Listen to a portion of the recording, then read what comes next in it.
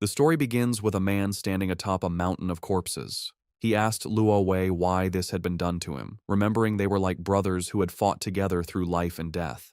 Luo Wei reminded him of the beginning of the calamity. Monsters emerged from strange spatial rifts, sowing chaos everywhere. Over time, these rifts were named dungeons, and those who came into contact with them gained mysterious powers known as classes. For this reason, the class core was formed to conquer the dungeons, and they advanced triumphantly. Luo Wei began to stare intently at the protagonist, revealing that this was precisely why he had to be eliminated. The man had become uncontrollable. Powerful class users could easily disrupt the Empire's order, and he, having surpassed even the Triple S rank, was the most dangerous enemy of all. Supreme power had to remain in the hands of the royal family, as only then could the Empire remain stable. With eyes gleaming with rage, the protagonist questioned if this was an excuse to slaughter his family and comrades. With malice in his eyes, Luo Wei clarified that he was doing this for the stability of the Empire. Just before the protagonist could take another breath, Luo Wei triggered a powerful explosion, revealing that he had tampered with his armor long ago. The explosion would also inject a compound poison into his wounds. Luo Wei knew that after an SSS rank battle, the protagonist would not have the strength to resist. To ensure this, Luo Wei had prepared an entire army, considering it his final show of respect. Just before dying, the protagonist began to recall memories of the moments spent with Luo Wei. At that moment, his hidden skill, Mirror World, met its activation conditions. Mirror World, an SSS rank hidden skill, was the ultimate ability that reverted everything. He lost his life, and his soul sank into a lake. Decades later, a pair of boys were torturing another boy, tying him to a tree and submerging his body in the lake. One of them punched him in the stomach and told his friend to dunk him again. As they tortured him, they couldn't help but mock him, deciding to keep him underwater longer to teach him a lesson if he kept pretending. His expression seemed hilarious to them, and they planned to pull him out, only to beat him a few more times. The boy could no longer hold his breath. He didn't know why he always had to be the one suffering. At that moment, the protagonist's soul began to awaken. A boy with glasses approached the bullies and told them to stop, as the other boy was going to die. One of the bullies turned around and, with an arrogant gaze, retorted that if he was about to die, he should just heal himself, as that's what a shanter was for, though he knew it wouldn't be much use. He then mentioned that the boy with glasses was a hypocrite, as he had been the one to lead them all to find him. Therefore, if the boy died, it would be his fault. The boy with glasses panicked, explaining that he only did it because they had forced him. This angered the bully, who prepared to hit him, but then something strange happened, and a powerful light began to emerge from the lake. The bullies started to flee the scene, screaming in terror about the appearance of a dungeon and the need to escape, as a new dungeon was beyond their capabilities. The attention of the boy with glasses was fixed on the boy they were torturing. Seeing that he was still submerged in the water, he started running toward the rope, knowing he had to save him. At that moment, the lake dried up completely, and monsters began to appear. The boy with glasses started to untie the knots, and while he was distracted, one of the monsters lunged at him. But just then, the boy who was tied up grabbed him by the clothes and pulled him out of the attack's path. Then he extended his hand and used a skill called Glacial Impact. The system informed him that he had used Basic Heal on Minor Demon A, but the action had failed because the target's HP was already full. The boy with glasses panicked, not understanding why he was healing the monster. When the monster tried to attack again, he summoned a shield, blocking the attack just in the nick of time. When the protagonist opened the information window, he saw that his name was Yun Che, and he had the Chanter class. He realized he had used a healing spell, and that this was not his original body. Normally, when someone touched a dungeon, they would bind to the system and obtain a random starting class, which should be unchangeable. After that, they would grow and become stronger through the dungeon, gaining skills tied to their class. However, he had been a warrior who had reached the pinnacle. Back then, he had used a skill called Mirror World. After that, he was trapped in the Mirror World until he heard the dying cry of that boy. He finally realized that he had been revived in that boy's body. This was not exactly a happy thought, but he still thanked the boy for giving him a chance at revenge. The boy with glasses informed Yunche that the monsters were surrounding them and asked for immediate help, as he could only handle 3 at most. The protagonist knew his body was too weak. Even these small enemies were beyond his capabilities. At their speed, he couldn't even run. Opening his skill window, he realized they were all useless. Basic Heal restored 1 to 4 HP to a target, and Entangling Vines summoned vines to immobilize a single enemy with a low success rate. Chanter was too specialized. Its strengths were in support, but it was outclassed in every role. It was no wonder this class was always looked down upon. For now, with his old combat instincts, he could resist briefly. Yunche dodged the monster's attack, knowing he needed a quick way out, as he would die if his stamina ran out. Now, the hidden skill, Mirror World, was his only hope. The protagonist dodged an attack without knowing how the skill worked and then touched the monster, but the skill failed as the conditions were not met. He didn't know if his level was too low or if it needed a real mirror. When he used the skill on the monster again, it failed once more due to his level being insufficient. Noticing this, he concluded that Mirror World needed a reflective surface to activate. The level issue couldn't be solved yet, so he decided to try another target. When the protagonist used the skill on the monster's weapon, it failed again due to his insufficient level. He tried the skill on a tattered loincloth, but it also failed for the same reason.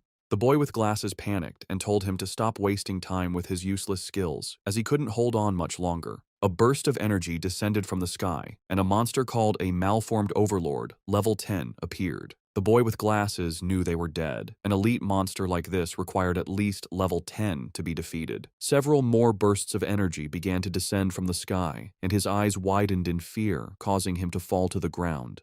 Hundreds of fierce monsters appeared before them. While the protagonist was busy using his skill, the monsters began to charge toward them. Yunche couldn't even use his skill on rocks, wondering if the level gap was too large. Then, the protagonist decided to use his skill on Qiaoji's makeshift barrier, but the system informed him that it had failed, as the skills of others could not be reversed.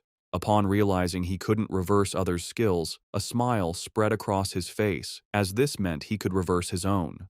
Once the protagonist used the skill on his own ability, it revealed that Mirror World had successfully reversed his Entangling Vines skill. Yunche used Chaotic Thorns, causing thousands of thorns to erupt from the ground. When one of the monsters tried to attack, another monster surrounded by a red aura struck it, saving Qiaoji. He was somewhat confused, not knowing what was happening, but the protagonist realized that the skill's effect had been completely inverted. Instead of immobilize, it now inflicted confusion. The Entangling Vines skill normally entangled a single enemy with a low chance of immobilizing it. However, its reversed upgrade, Chaotic Thorns, now caused thorns to lash out at a target with a low chance of inflicting confusion.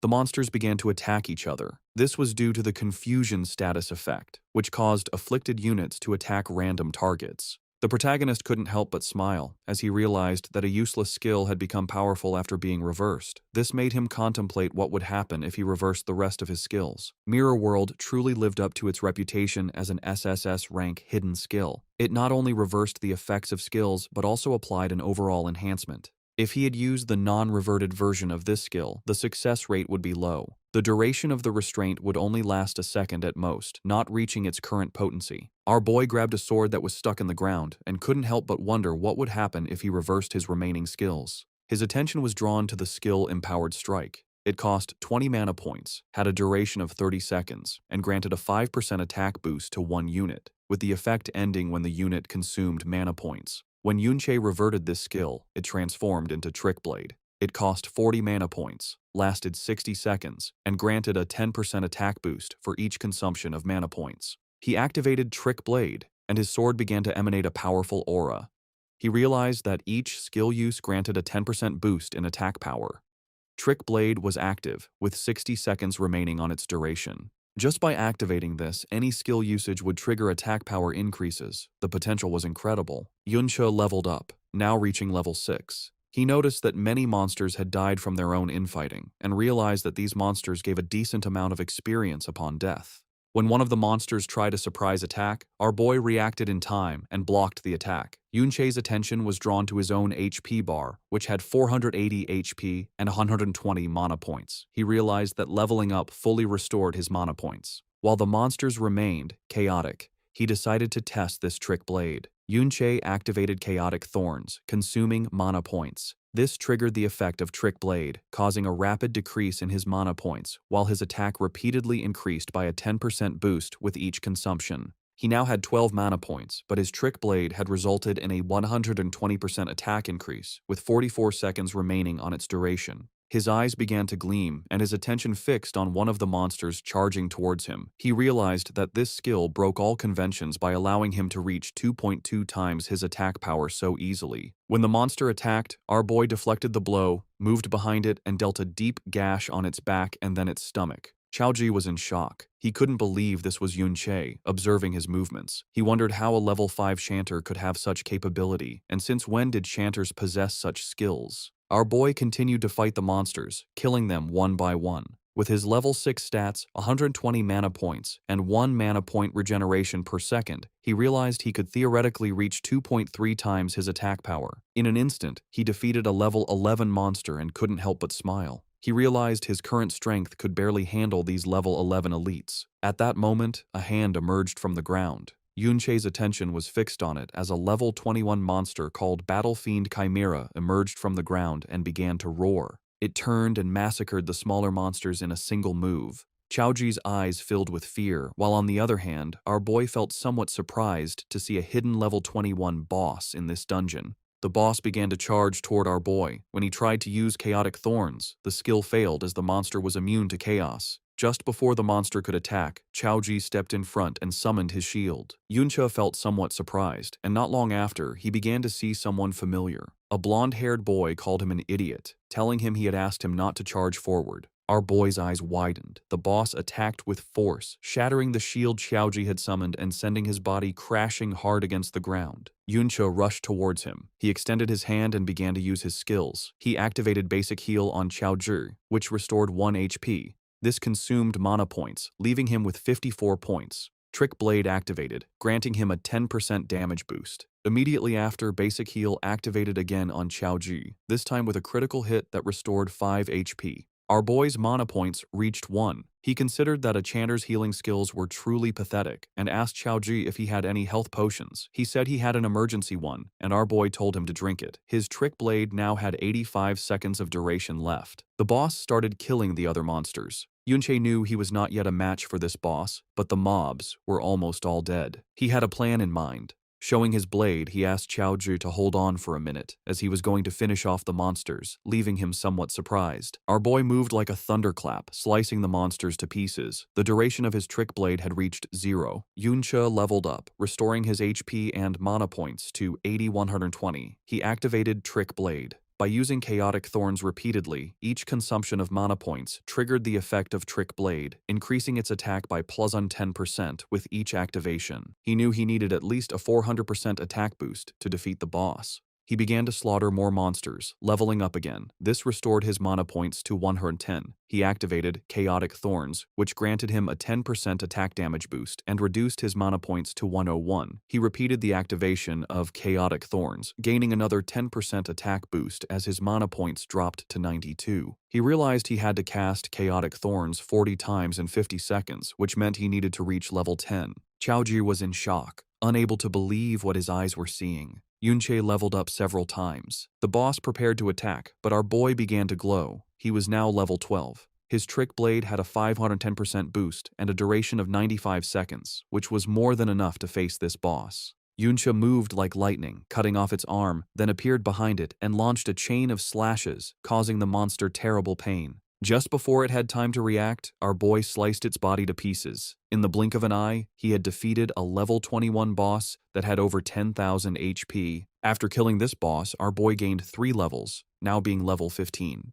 Chaoji was in shock and didn't know if he was dreaming, wondering if a level 5 chanter had just solo cleared an entirely new dungeon. Now that the dungeon lord had been defeated, the dungeon was cleared. He approached and asked Yunche if it was really him. The monsters dropped items, and the system prompted our boy to collect them. He wanted to know how our boy had suddenly become so strong. Our boy began to recall his past, and upon seeing Chaoji's face, he asked what his relationship was with Chao Ben. Chaoji was in shock, as he didn't know how Yunche knew his great-grandfather's nickname. Yunche was somewhat surprised to learn that he was actually the great-grandson of Chao Ben. He began to remember Chao Ben, and his eyes filled with sadness as all the people he knew had been killed by Luo Wei. Just before he could ask more about Chao Ben, Chaoji averted his gaze and mentioned that it wasn't necessary to talk about him at that moment. If Yunche didn't want to answer his question, he didn't have to say anything. There was no need to humiliate him like that. Yunche was a bit confused as he didn't know what was happening. Chaoji mentioned that, although he didn't know why, Yunche had been hiding his true strength all this time. He advised that they should return to school, since the next day the school would organize a visit to the Modern History Memorial Hall, and skipping classes would get them noticed. Yunche couldn't help but clench his fist tightly and feel furious. He decided to listen to him, but deep down, he knew he couldn't reveal his identity yet. If Chaoji investigated too much, he could become suspicious. Yunche thought about the Modern History Memorial Hall. It should have records of what happened after he died. The next day, they boarded the subway on their way to school. The students were very excited. Times had changed a lot. After being dead for so many years, the world had mutated enormously. He couldn't believe they now used products from the dungeons to power carriages. Many things had appeared that he had never seen before. However, he had seen some of them in dungeons in the past. He opened his system inventory. He wondered if only items dropped by monsters could be taken out of a dungeon. He equipped the Chimera Bone Ring. It was a level 14 ring, formed from the rib of the Dungeon Lord of Flesh and Bone, the Battlefield Chimera. It allowed the wearer to attach a chimera limb to their body. He took the robust physique skill book from his inventory. It was of excellent quality, a passive skill type, and its learnable class was universal. He noticed that equipment like this and skill books could be taken out through the inventory. They could also be bought and sold outside of dungeons. He had the Resilient Physique skill active. It was a passive, permanent skill that reduced incoming physical damage. Things that couldn't be stored in the inventory after defeating the Lord should have disappeared along with the dungeon. His eyes began to gleam with confusion. He didn't know what had happened after his death. Not long after, he arrived at the Modern History Memorial Hall, and the first thing he saw was the statue of Luo Wei, the supreme ruler of the kingdom, the emperor who had ended the dungeon disasters. The teacher began to guide the students through the Modern History Memorial Hall. He explained that many students knew that this very place, more than 50 years ago, had been the battlefield of that famous rebellion. The teacher explained that back then, they were deeply afflicted by the dungeons. He added that, especially after the most terrifying S rank dungeon appeared, everyone lived in fear. King Luo Wei personally led the professional army on an expedition. Despite suffering heavy casualties, he finally conquered this terrifying dungeon. But just at that moment, he encountered a long-planned rebellion. Its mastermind, as everyone knew, was Yunche. Yunche was the same man deeply trusted by the king, but who ultimately became an ungrateful traitor. Yunche couldn't help but feel furious seeing that this was what history had become. They were the ones who cleared the S rank dungeon and the ones who were ambushed. The teacher clenched his fist, mentioning that they couldn't imagine the pain of being betrayed under such circumstances. But their king overcame this sorrow and fought with blood and courage. Finally, with the help of the hero Ding Kun, he successfully suppressed the rebellion. Yunche's eyes filled with curiosity upon hearing the name Ding Kun. He wondered if such a person existed. The bullies who had been torturing Yunche in the lake appeared and felt somewhat confused to notice that they were still alive. They wondered how this was possible since he and Qiaoji had been dragged into the newly formed dungeon. One of the bullies mentioned that the dungeon had been cleared. He thought that for a new dungeon to be cleared so quickly, a master must have been nearby. According to him, they were incredibly lucky to have found that master. Our boy's attention fixed on them, realizing that they were the bastards who had been torturing the owner of his body. Everyone began to approach Ding Shu to find out what he was talking about, reacting with total disbelief. They wondered if he had really encountered a new dungeon and, more shockingly, if he had survived a disaster within it. Ding Shu put his arm around Qiaoji's shoulder and mentioned that he was quite lucky to have made it out alive. He began to whisper, revealing that they had almost dragged them into that dungeon that day and demanded to know how they planned to settle this debt. Qiaoji panicked, making it clear that it was Ding Shu's fault. He threatened to report him, accusing him of almost causing his and Yunche's deaths. Ding Shu grabbed Qiaoji by the head, questioning what was going through his mind and realizing that he didn't seem to have any idea of the situation at all. Ding Shu sked Qiaoji to look at the statue in front of them and observe his ancestor being trampled upon by the hero. He revealed that he was the traitor, Qiao En, and Qiaoji was his descendant. Finally, he asked if he really thought anyone would take his side. Ding Shu began to shout, saying that Qiaoji could insult him, but he could not insult his ancestor, leaving poor Qiaoji in shock. Everyone started to gather around, knowing that Ding Shu's grandfather was the hero Ding Kun. Upon hearing this, our boy's eyes began to gleam with rage. The students realized that the person next to them was Qiaoji, the descendant of Qiao En. To them, the descendant of a traitor insulting a hero was a sign of a world turned upside down. They recalled that his ancestor, Qiao En, had slaughtered many people, and if the hero hadn't intervened, who knows how many more would have died. Ding Shu began to feign, making it clear that he didn't care what he said about him behind his back, but he couldn't allow him to insult his ancestor to his face. The teacher approached Qiaoji, placed a hand on his shoulder, and asked him to apologize. He told him that, as his teacher, he had always been fair and reminded him that the hero had forgiven his family in the past. He concluded that, even if he didn't feel gratitude for this, he had no right to defame him. After saying this, the teacher left.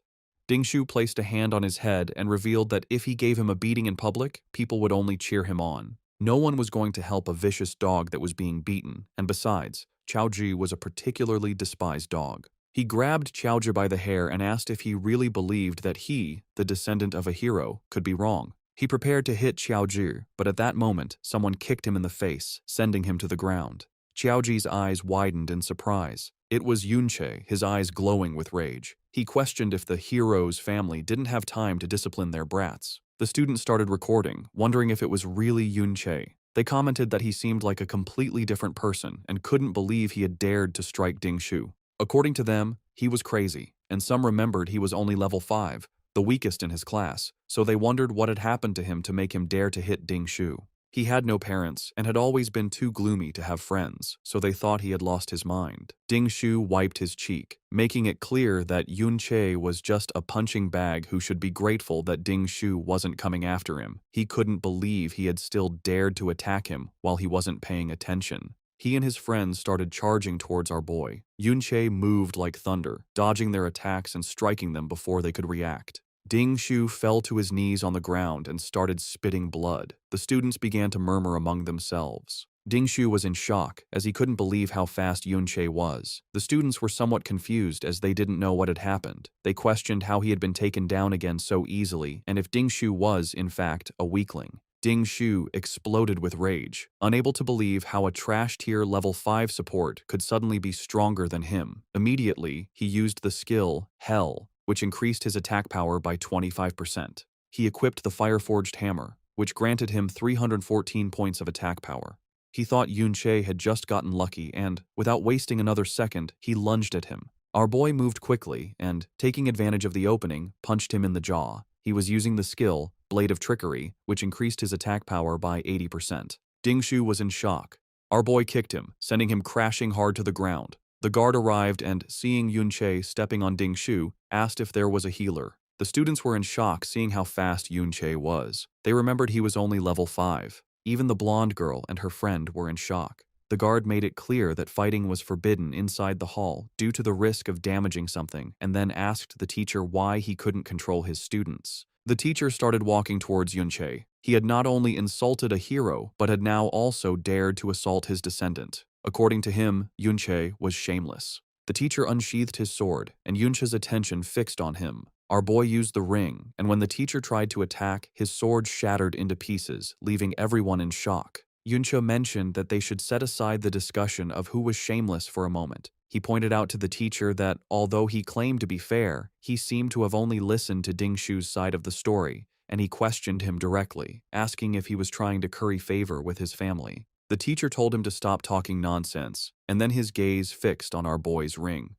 He wondered what kind of equipment it was, since, although he hadn't used his full strength, it had managed to block his attack. As a powerful aura emanated from his body, Yunche clarified that it was just a casual comment and added that he didn't believe the teacher was that type of person. The students were in shock as they couldn't believe Yunche had even been able to block the teacher's attack. The teacher promised that he would thoroughly investigate the cause of this conflict. Internally, he wondered where Yunche had obtained that kind of equipment and if he too had some kind of backing. The ring Yunche wore was the Chimera Bone Ring, whose durability was already damaged by 37%. Despite being of epic quality, it was still just equipment obtained from a level 21 lord, so using it against the level 35 teacher was pushing it too far. Yunche asked to be expelled from the hall as punishment, along with Qiaoji.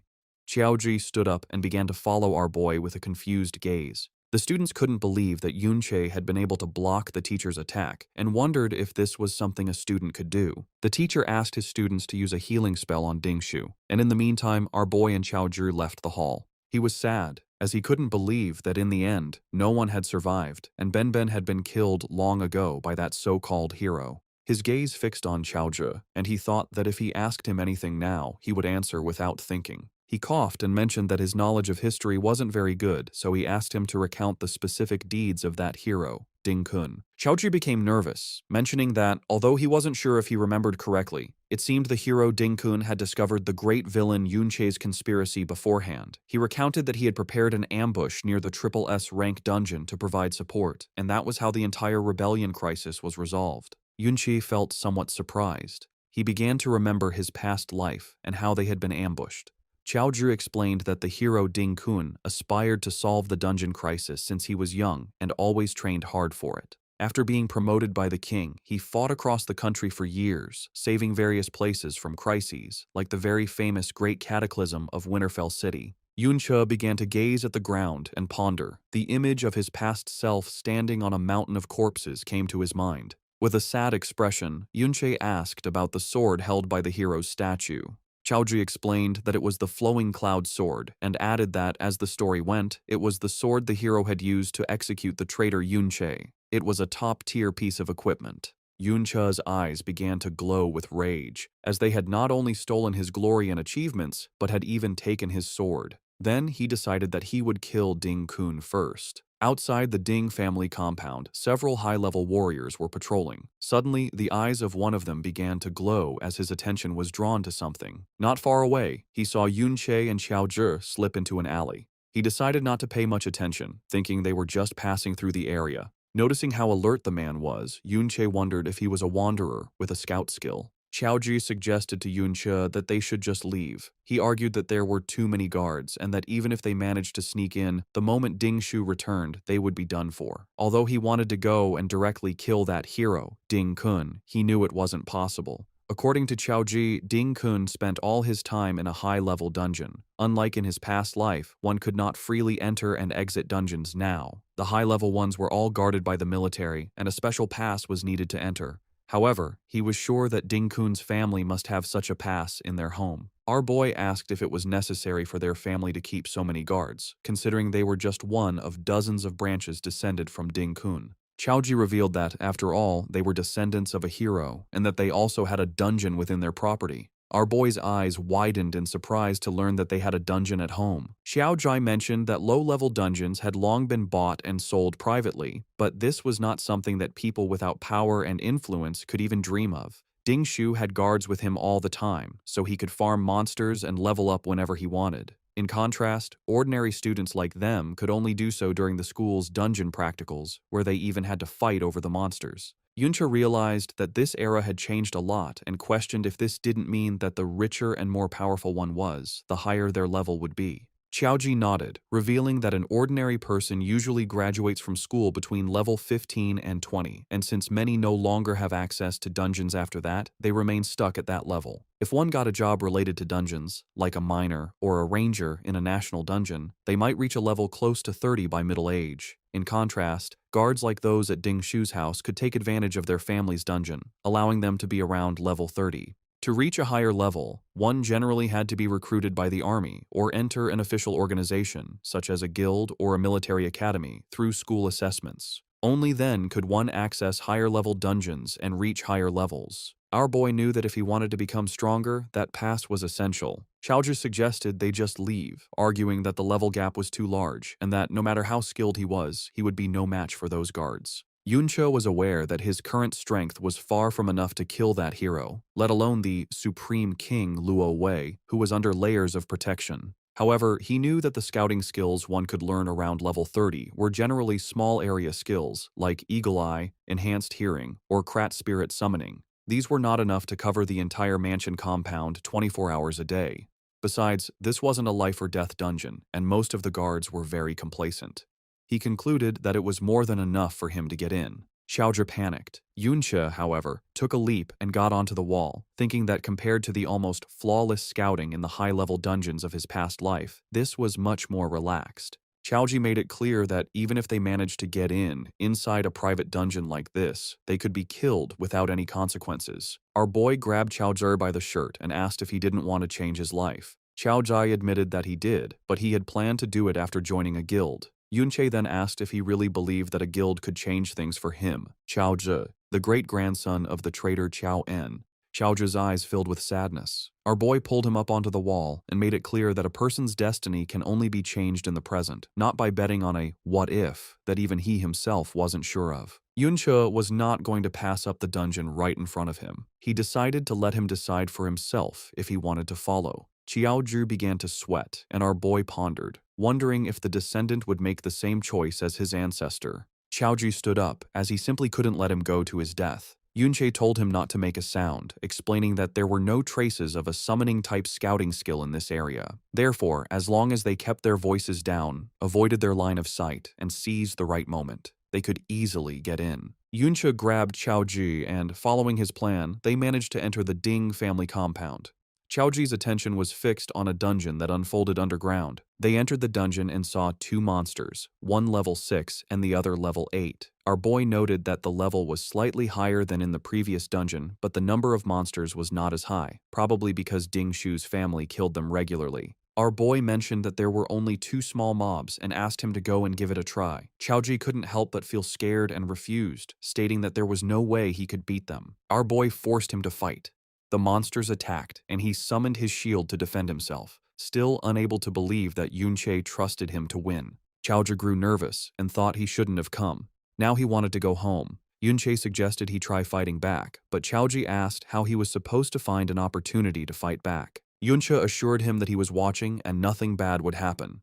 Qiaozhi decided to trust him, and using his shield, he attacked. But then the other monster tried to attack from behind, but he reacted in time and dodged the attack. It was just as Yunche had thought. Qiaozhi's talent was actually quite good. The problem was that he was always timid and panicked easily, so he only dared to defend. However, his subconscious judgment of spatial positioning was extremely accurate. Because of this, it always seemed like he was in a dangerous situation, but he didn't lose much health.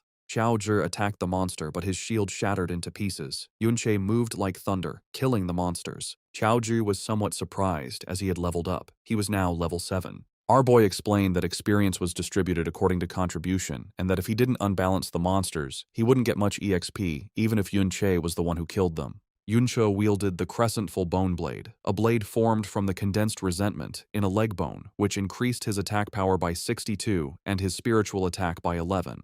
Yunche noticed that Qiaozhi's movements were very agile and asked him how he distributed his attribute points. Qiaozhi revealed that, except for spirit, he generally added them evenly. Our boy recalled that shield bearers didn't usually add points to agility. Qiaozhi explained that if he didn't, he found it difficult to find a party at school. He clarified that no one wanted to wait for a slow shield bearer, as by the time he arrived, the others would have already taken all the monsters. Yunche let out a sigh and explained that he needed to have a long-term perspective. He clarified that advanced class promotions after level 60 had attribute requirements. He gave the example of the Bastion Fortress class, which required 60 stamina and 90 defense points, concluding that he couldn't just add points randomly. Qiaozhi mentioned that the highest an ordinary person would ever reach in their life was level 40-something and wondered how he could even think about level 60, as that was S rank. Our boy placed a hand on his shoulder and, with a smile, told him that from that moment on, he could start thinking about S rank, or things far beyond S rank.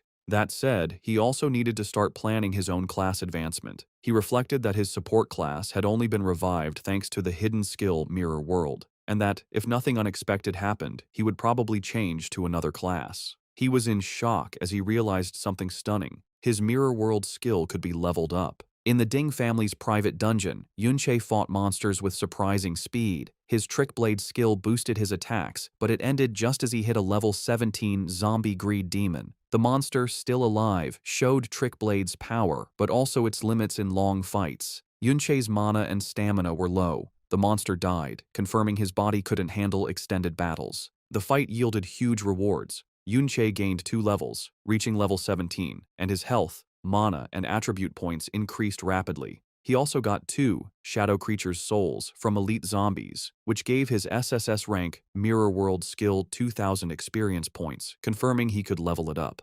After the battle, Yunche collected items, pleased with the levels and Mirror World experience. Suddenly, sensing danger, he moved higher and saw Ding family guards patrolling more often. Below, Qiaozhi, level 8, with new gear, nervously suggested they stop. He noted fewer monsters and high guard alert, making it too risky, wondering if they were found.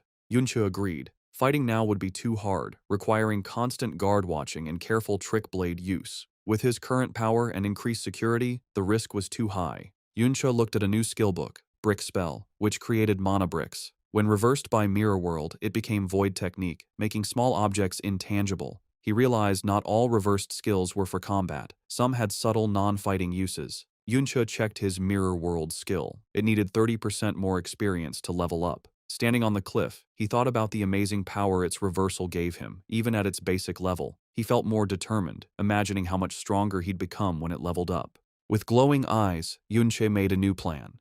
This dungeon offered unique, mirror world experience from its monsters.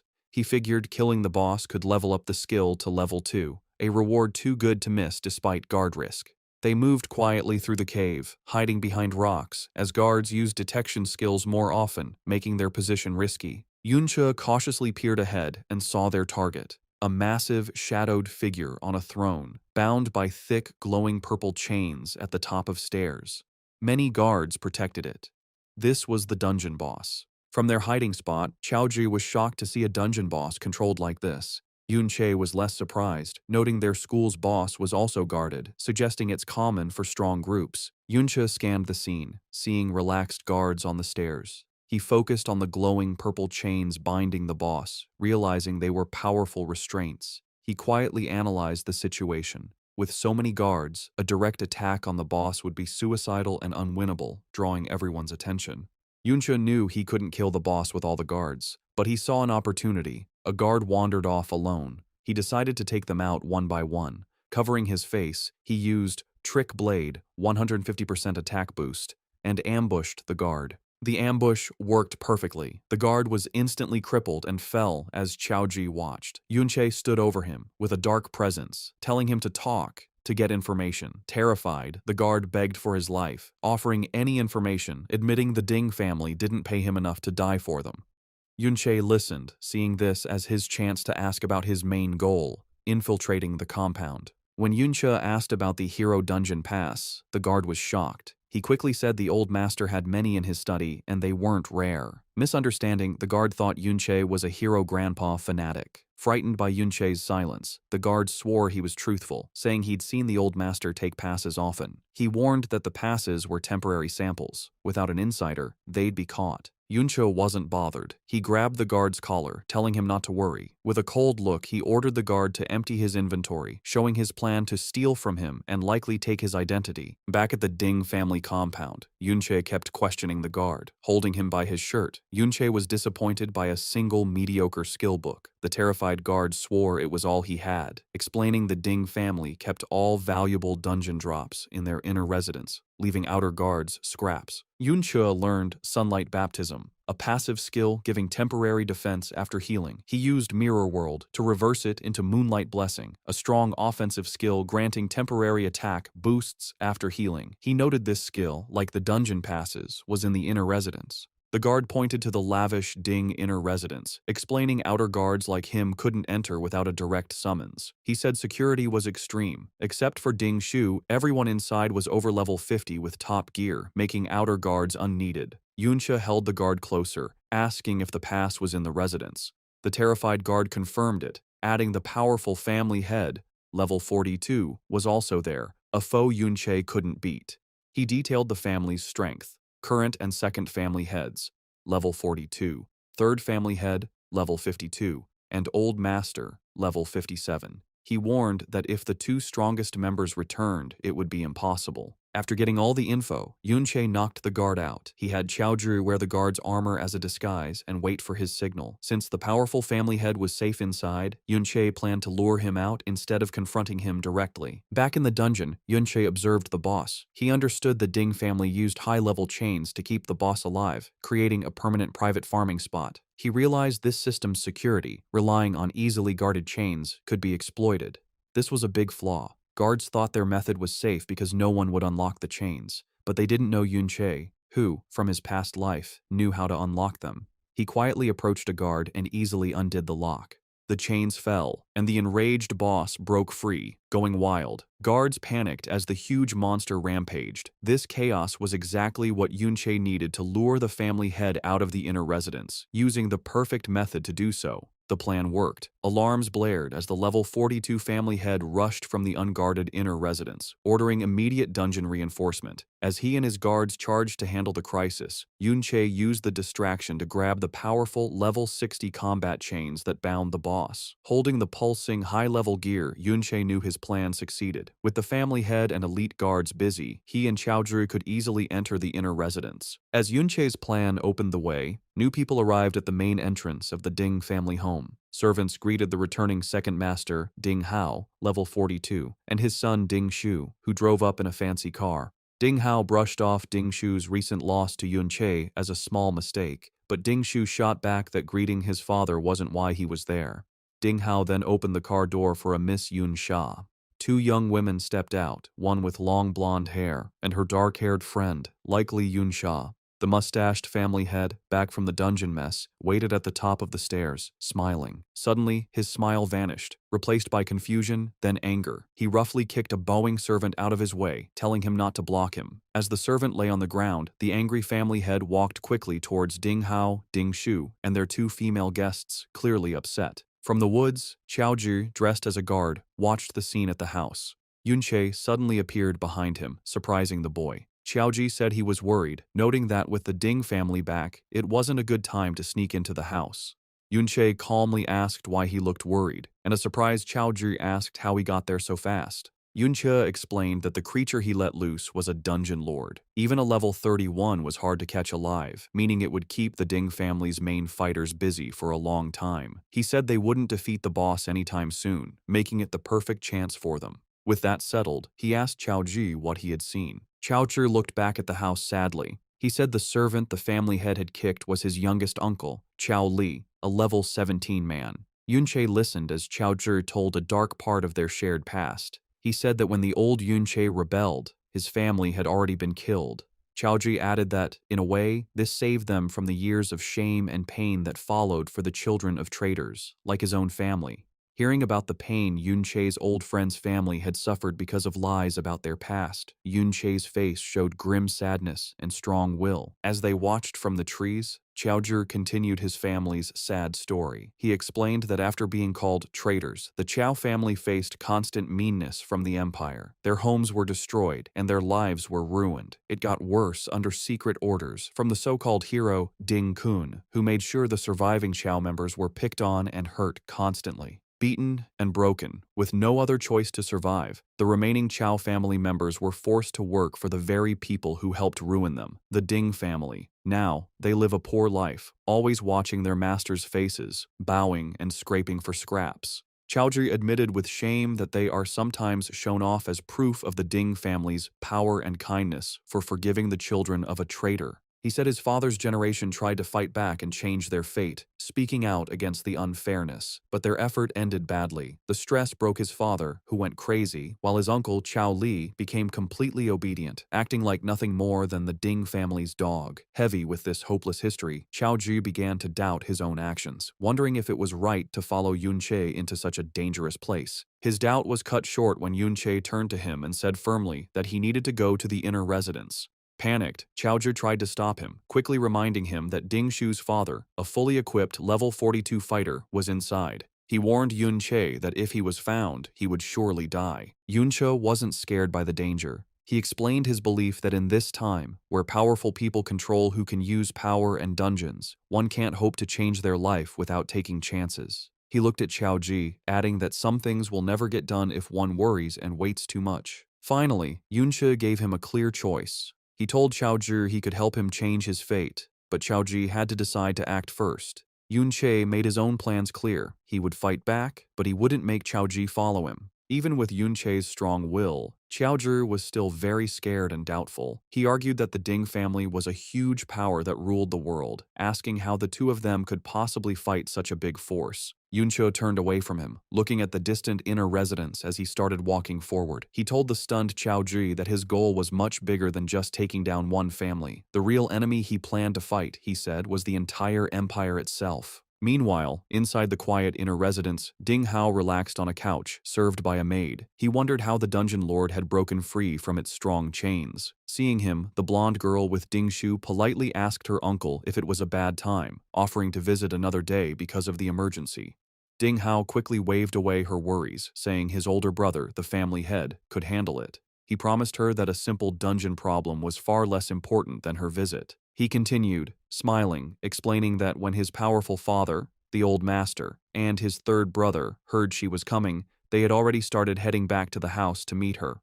Also, he said they had already contacted Hero Grandpa, who was very excited to meet her, making it clear that handling the situation would be very easy. From a hidden spot on a balcony, Yunche heard everything. His attention sharpened at Hero Grandpa, knowing they meant the so-called hero, Ding Kun. His mind raced, connecting this new info with what he'd learned from the captured guard. To enter the hero's dungeon, one needed both a pass and someone to go with them. He looked at the guests, seeing how respectfully Yun Sha was treated, and realized her status must be very high. Then, an important detail hit him. Her name was Yun Sha, sharing the same last name as his current self. He wondered if this was just a coincidence.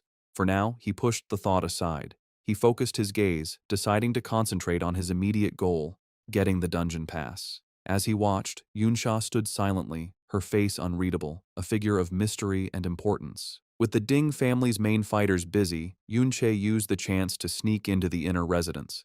He moved silently through the rich hallways, slipping past two maids talking and using the shadows to hide. He went through the richly decorated halls, moving deeper into the mansion towards his goal. Meanwhile, outside the dungeon, the problem was solved.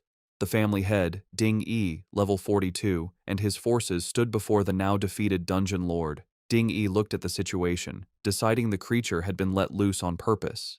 He was bothered, though, because they couldn't find who did it. He figured that taking such a big risk couldn't have been just for one piece of good equipment like the chains. Determined to protect his home, he ordered his guards to surround the inner residence first. His main concern was his important guest. He couldn't let anything scare the young lady. Inside the study, Yunche started his search. He went to the desk the guard had told him about, but was at first annoyed to find the drawers empty. Remembering his new non-fighting skill, he used phasing, the reverse of brick spell. This let his hand go through the solid wood of the desk, showing a hidden spot inside. He found a drawer full of books and journals. He pulled out the items, his eyes first landing on what looked like a diary.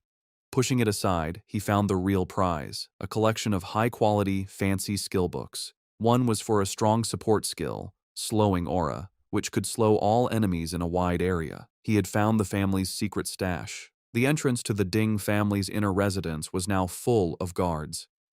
Hiding in the nearby woods, Chaoji watched in terror, wondering why all the guards had come and fearing they had been found.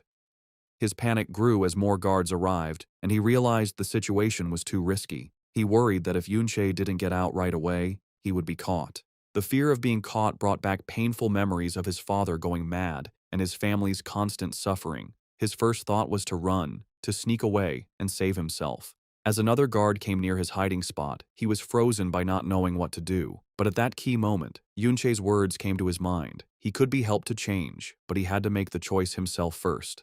Having made up his mind, Chaoji let out a loud shout, purposely getting the guards' attention. He then burst from his hiding spot and started running, leading them away from the mansion. He had made his choice. He would act as a distraction to make sure Yunche wasn't found. From inside the mansion, Yunche saw Chaoji's brave act. With the guards distracted, he broke a window and jumped out. He felt proud, realizing that his friend had finally overcome his fear and chosen to fight against his fate. To help Chaoji escape, Yunche created an even bigger distraction. He landed among the guards, taunting them by saying he had stolen the chains and skill books, daring them to come and get them. Angry, the guards immediately left their positions and chased him. As he ran, Yunche used the Slowing Aura skill he had just stolen. However, thanks to Mirror World, the skill was reversed, becoming Accelerating Aura, which sped up himself and any friends nearby. The family head, Ding Yi, saw them running, but noticed something strange. Instead of running away from the house, they were heading back towards the dungeon. Realizing the danger, he ordered two of his squads to stop chasing and go back to protect the dungeon lord. Qiaoji, now running beside Yunqi, was totally confused. He asked why Yunqi was leading everyone in the wrong direction, back towards danger. Yunqi explained his big plan. He knew that with so many guards drawn out to chase them, the remaining forces must have already defeated the Wild Dungeon Lord. To control the powerful boss, they would have had a huge fight. This meant the Lord's health was now at its very lowest point, making it weak. Yunqi checked the status of his ultimate skill, Mirror World, seeing how close it was to getting stronger. With his eyes glowing purple, he knew what he had to do.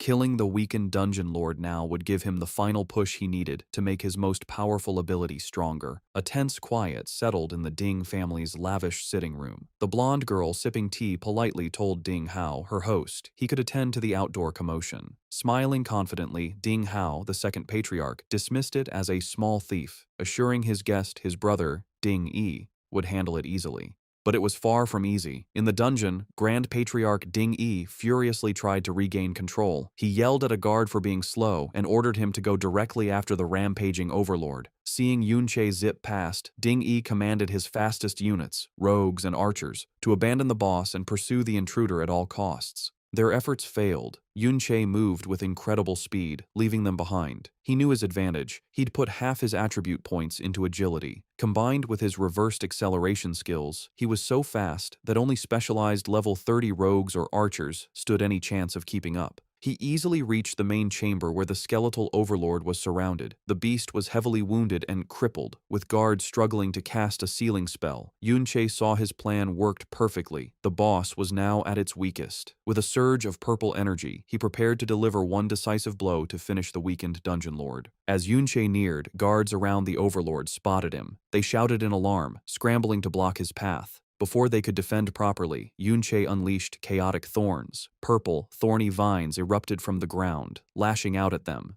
The guards were bewildered, having never seen this skill. The thorns tried to inflict a status ailment. Humans usually resist such effects, but Yunqi's skill was unnaturally potent, and several guards failed to resist it. The horrifying result: afflicted guards got confusion. One mage blasted a fellow guard with a powerful spell, throwing their ranks into chaos. The other guards watched in shock, stunned by the skill's impossibly high success rate. With enemies fighting each other, Yunqi seized his chance. He blurred easily through the disorganized guards. His path was clear to his prize, the low HP overlord, ripe for the taking. The guards' defense crumbled as Yunqi slipped through. They panicked, yelling why their shields and crowd control failed, accidentally hitting allies. Yunqi noted their poor coordination, recognizing them as a motley crew with no real team battle experience.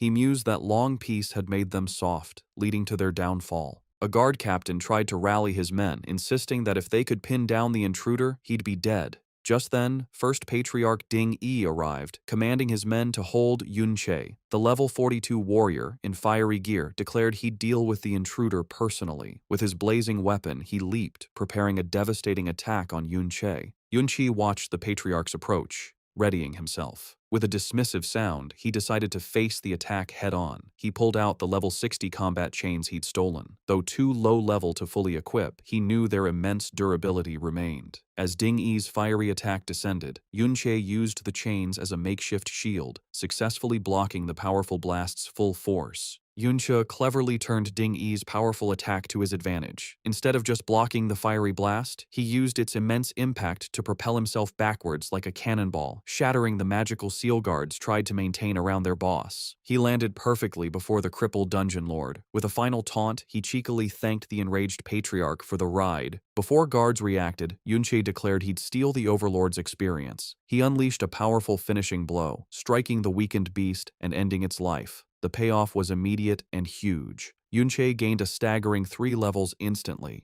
jumping to level 20 and receiving 9 new attribute points. Most importantly, the Dungeon Lord's massive experience maxed out his hidden skill, Mirror World. A system notification confirmed the skill was upgraded, finally reaching the coveted level 2. Seething with rage after his kill was stolen, First Patriarch Ding Yi screamed in fury and charged Yunqi with his fiery axe. Following his lead, the remaining guards rushed forward, determined to capture the audacious intruder who stood calmly before the massive Dungeon Lord corpse. But Yuncho was unafraid. He focused on his spoils, the new power his ultimate skill gained at level 2. As Ding Yi's powerful attack was about to connect, it passed harmlessly through a shimmering image of Yunche, who then vanished. The guards stopped, confused by his sudden disappearance. Yunche found himself in a completely new place. The world had transformed into a silent, crystal, blue-green version of the dungeon. He activated a new ability of his hidden skill, Mirror World. In this strange dimension, he saw ghostly, clear versions of Ding Yi and other guards, unaware of his presence. A timer showed his mirror walk would last almost 30 minutes. He realized with excitement that he could now enter the very world inside the mirror. Inside the strange blue-green world, Yunche started to use his new power. He saw that everything was a perfect mirror image of the real world, flipped left to right. At first, he thought the ghostly shapes of the guards were just tricks, as his hand went right through one. But when he touched the crystal-like ground, he found it was solid, realizing this place was more than just a trick. His exploration led to an amazing find. He picked up a solid crystal piece from the ground, and a message told him he had a mirror shard that, importantly, could be taken out of this world and into the real one.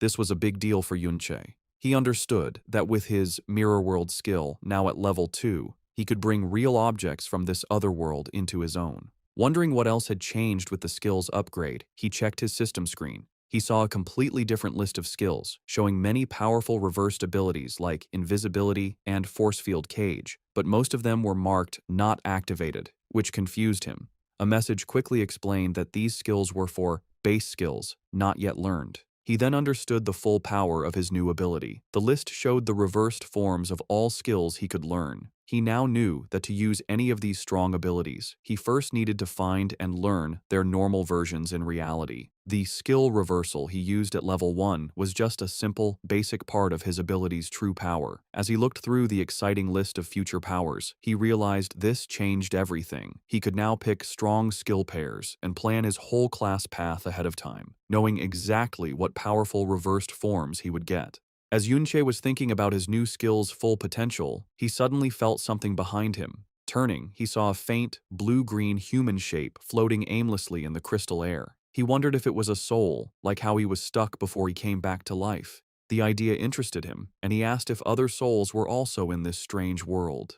Without warning, the calm soul flashed with green energy, turning into a screaming, bone-like undead creature that lunged at him. Surprised, Yunche pulled out his glowing blade and got ready to fight. He met the creature's attack, and with one swing, easily smashed the undead being, noting it didn't seem very strong. Just as he finished the creature, a new message popped up, getting his attention. The system offered him an undead contract. It explained he could make a deal with the soul he had just beaten, letting it leave the mirror world and fight for him in the real world. The contract also said the soul's highest level would always be the same as his, and he could have 20 such contracts.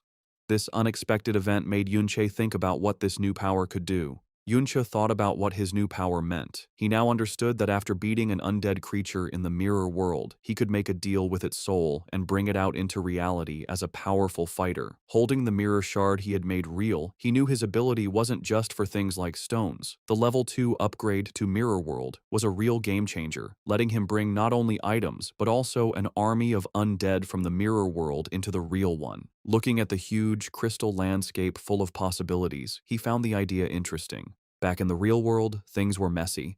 With its lord defeated, the private dungeon had vanished, leaving a stunned and confused army of guards. They couldn't understand where the intruder had gone. One captain frantically asked how he just vanished, wondering if it was a high-level rogue's stealth skill. A rogue expert quickly said no, explaining their stealth had clear limits and couldn't make someone disappear so perfectly. The lack of answers made another captain angry, and he grabbed the rogue, demanding to know how the intruder could have escaped with so many of them there. The first patriarch, Ding Yi, was even angrier. Having lost his valuable private dungeon, he took his anger out on one of his men, grabbing the man's face and yelling that if they couldn't find the person responsible, they would have to pay him back for the loss. Meanwhile, Yunche's time in the mirror world was ending.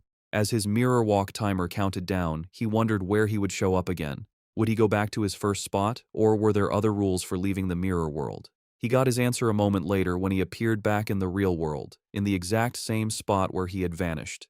The angry Ding Yi spotted him right away, and without thinking, roared for his men to get him. Facing the new attack from the Ding family's fighters, Yunche stayed perfectly calm. He held up a hand, a swirling green light glowing in it, as he told them not to be so fast. He said that after being ganged up on for so long, it was time for him to do the same. With that, he used the power he had just gained from the mirror world. A flood of spooky, skeletal warriors burst out, forming a scary undead army that rushed towards the shocked guards. The guards reacted with pure terror, their attacks slowing as they questioned what these ghost-like figures were, wondering if they were actual ghosts. The first patriarch, Ding Yi, tried to calm the growing fear. He yelled at his men not to panic and said the creatures were just undead monsters he had seen many times before. One of the guards fought a skeletal warrior, getting ready for a tough fight. However, he was surprised to see a health bar appear above the creature. It was an undead skeleton warrior, and it was only level 20, the same as Yunche.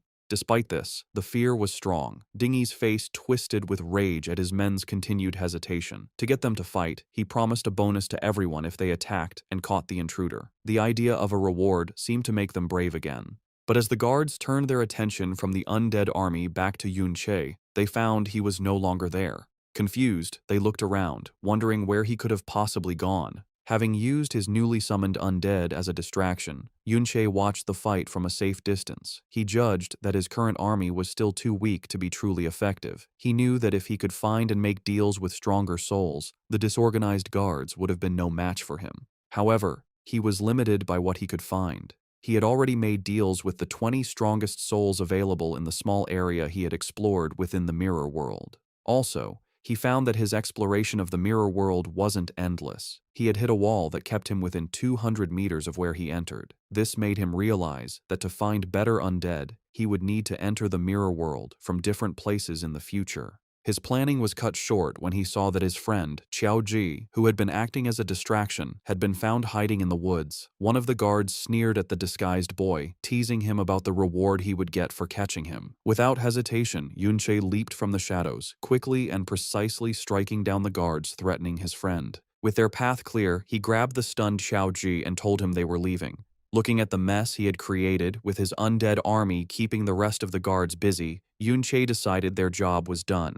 It was time to go back, get away from the danger, and properly check all the new things he had gained from his bold raid. As Yunche and Qiaoji escaped, the remaining Ding family guards fought the undead army. The guards fiercely attacked the skeletal warriors, breaking their bones. A guard leader noted the creatures weren't very strong, but their relief was short-lived. To their horror, a defeated skeleton would instantly reform, unharmed. They kept fighting, only for skeletons to revive endlessly. Just as the guards' spirits were breaking, Ding Ge, the strong level 52 third head of the Ding family, appeared, calmly smoking. He realized the skeletons were summoned creatures and that reviving them used their summoner's magic. With a confident smile, he concluded they just needed to kill them until their master ran out of energy. Sometime after the chaotic attack, the old master, the powerful head of the family with a long white beard, returned. He immediately asked if their important guest, Miss Yun Sha, had left. Inside, his son, Ding Hao, bowed respectfully, apologizing for failing to keep her there. He explained the intruder was unbelievably bold, causing a commotion by shouting and even breaking a window, which scared their guest away.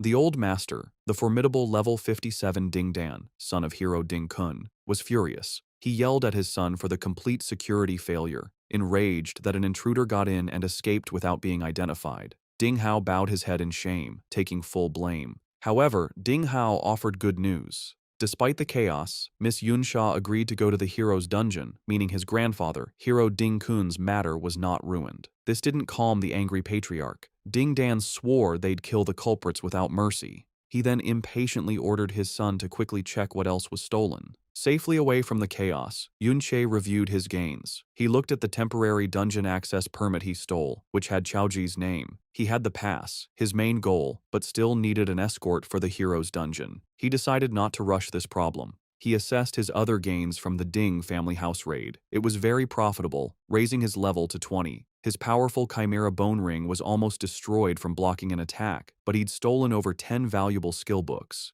He saw one book had chant skills, all support types. He learned Battle Song Chant, which boosted critical hit rate and damage but lowered defense. He immediately considered its reversed form, Shield Song Chant, which would do the opposite. He excitedly realized by learning and reversing these support skills, he could greatly boost his stats. With these boosts and a new passive skill that increased his strength, he knew he could crush any same-level opponent with pure stats. Besides skill books, the Dungeon Lord dropped a rare level 30 item, Corrupted Knight's Armor, which would be useful later. But most importantly, above all the levels, skills, and equipment, he had finally leveled up his hidden skill, Mirror World, to level 2. Thinking about his new abilities, Yunche admitted his necromantic summons greatly increased his combat power. But he knew it wasn't enough. Recalling the hero Ding Kun's statue, he judged his enemy was at least an S-rank berserker. To have any chance of killing him, Yunche figured he'd need to reach level 50 or higher and, more importantly, find and contract an S-rank necromantic spirit. Later, safe from the Ding compound, a still-shaken Chaoji nervously asked Yunche if they wouldn't be followed. Yunche calmly said they'd lost their pursuers and were safe since their faces weren't seen. Still, Chaoji was uneasy, and Yunche noted how hard the experience must have been for him. Seeing his current undead army was too weak, Yunche decided his next step. He asked Chaoji if there were any nearby dungeons where a powerful person had died. When Chaoji looked confused, Yunche explained he needed a higher-level dungeon to level up faster, adding the powerful person was for something he'd find out later. After a moment, Chaoji confirmed there was such a place. However, he hesitated, worried. He revealed it was the school's private dungeon, and they couldn't sneak in. The information made Yunche pause, thinking about a controlled, heavily guarded dungeon. But he didn't waver. He simply decided if normal entry was impossible, he'd use special methods to get what he wanted. As part of his special methods to enter the school's private dungeon, Yunche met his class teacher. He gave the teacher a valuable, rare, purple-quality skill book for his wanderer class, stolen from the Ding family. The bribe worked. The teacher, now believing Yunche had powerful backing, became more helpful. He admitted dungeon access was usually fixed, and he couldn't easily change things. However, he explained a loophole. The dungeon was open for graduating students. While Yunche wasn't normally qualified, a teacher could recommend an outstanding student. Convinced of Yunche's outstanding potential, he promised to get him a spot. The plan succeeded. Yunche joined students entering the school's Valiant Dungeon. Other students were determined or flattering. One grimly noted it might be his last chance to level up, while another thanked the hero. As Yunche walked past the glowing portal, he felt a strange unease, sensing something was wrong with this dungeon. The teacher enthusiastically explained it was where the hero once fought, and traces of his power might remain inside. Nearby, Chaoji listened grimly. He horrifyingly realized the Valiant Dungeon was where, according to the Empire's fake history, hero Ding Kun valiantly killed his great-grandfather, traitor Chao En. Knowing the dark truth, Chaoji hesitated. He struggled, wondering if he should tell Yunche what he knew about the dungeon's true history. As students gathered at the dungeon entrance, the teacher gave a final warning. It was a high-level dungeon, and they must be careful within their limits. He then singled out a red-haired student in armor, Little Z, telling him to look after Yunche and Chaoji. Little Z was clearly annoyed, complaining he couldn't focus on leveling up if he had to babysit. Another student pushed him forward, telling him to stop complaining as the dungeon was open. Grumbling about why younger students were allowed, Little Z entered the dungeon with the others. He condescendingly ordered Yunche and Chaoji to stay back and not cause trouble, threatening to abandon them if they were a burden. As the group went into the vast, purple-lit interior, Yunche silently assessed his surroundings. He noted it was supposed to be a level 20-40 dungeon. However, his instincts from his past life screamed something was wrong. A deep unease washed over him as he felt a profound danger that didn't fit a dungeon of this supposed difficulty. As students went deeper into the glowing purple Valiant Dungeon, Yunche saw Yun Yin and her blonde friend, Yun Sha, inside. He wondered how they, as younger students, were allowed. Little Z, assigned to watch Yunche, also saw the girls and pointed them out to another armored student. This student immediately dreamed of escorting the attractive girls. His fantasy was cut short by a taller, serious student in a helmet who smacked him, telling him to stop dreaming. This student revealed Yun Yin and Yun Sha were much stronger, both over level 30. He scoffed that they should be asking the girls for help, and the daydreaming student wasn't good enough for them. Embarrassed, the student muttered he was just talking. As the older students talked, the daydreaming boy watched Yun Sha and Yun Yin. To his and his friend's surprise, the two high-level younger students ignored them and walked directly towards Yunche and Chaoji. Yunche watched them approach, confused. He recognized Yunsha as the high-status guest from the Ding family's house. Her direct approach made him suspicious. He wondered if she knew the original owner of his body, or if she was confronting him for Ding Shu, whom he'd publicly embarrassed. Yunsha's approach was direct and friendly. Smiling confidently, she told Yunche she saw him at the memorial hall and complimented his fighting skills, adding his voice was unique. Yunche wasn't sure what she wanted, thinking she was just making small talk. However, Yunsha's eyes glowed gold as she leaned closer, revealing she recognized his voice from the shattering glass during his escape from the Ding family residence. This stunned Yunche. He realized, alarmed, that this powerful girl had identified him as the intruder just from 2 sentences he shouted. Having made her point, Yunsha's clothes changed to white, mage-like combat gear. Yun Yin did the same, putting on a dark, green energy outfit. Yunsha then told a still surprised Yunche they'd explore the dungeon first, then walked away with her friend. As they walked off, Yunche processed the encounter carefully. He understood she recognized him as the intruder, but chose not to expose him publicly, subtly delivering the message. This made him wonder if it was a warning. He considered the dangerous possibility that Ding Shu also recognized his voice from their earlier fight. However, Yunche decided not to worry for now. He was confident that as long as the Ding family didn't act immediately, his fast leveling speed would soon make him strong enough for any threat they posed. Seeing her act as friendly, he decided to offer a warning back. He called out, advising them to be careful, as his instincts told him the dungeon felt strangely dangerous. Yunsha stopped and seemed to agree, telling her friend the place felt odd. She reflected that given her high level, the dungeon shouldn't feel so unsettling. With a final knowing smile at Yunche, she thanked him for the warning before she and Yunyin continued. The brief friendly talk between Yunche and the high-level girls didn't go unnoticed. The other older students watched in disbelief, gossiping about why the usually cold Yunsha was so familiar with him. Driven by jealousy, they surrounded Yunche, asking about his relationship with her and demanding an introduction. Not interested, Yunche cut off their questions, announcing he and Xiaozhi were leaving the group to explore alone.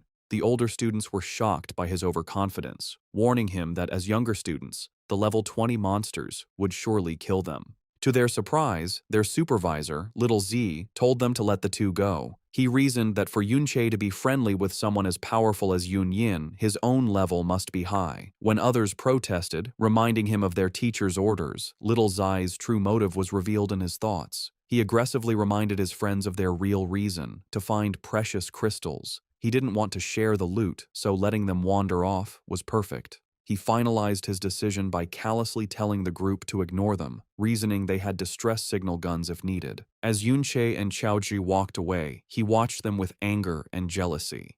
He couldn't understand why a plain kid got Yunsha's attention.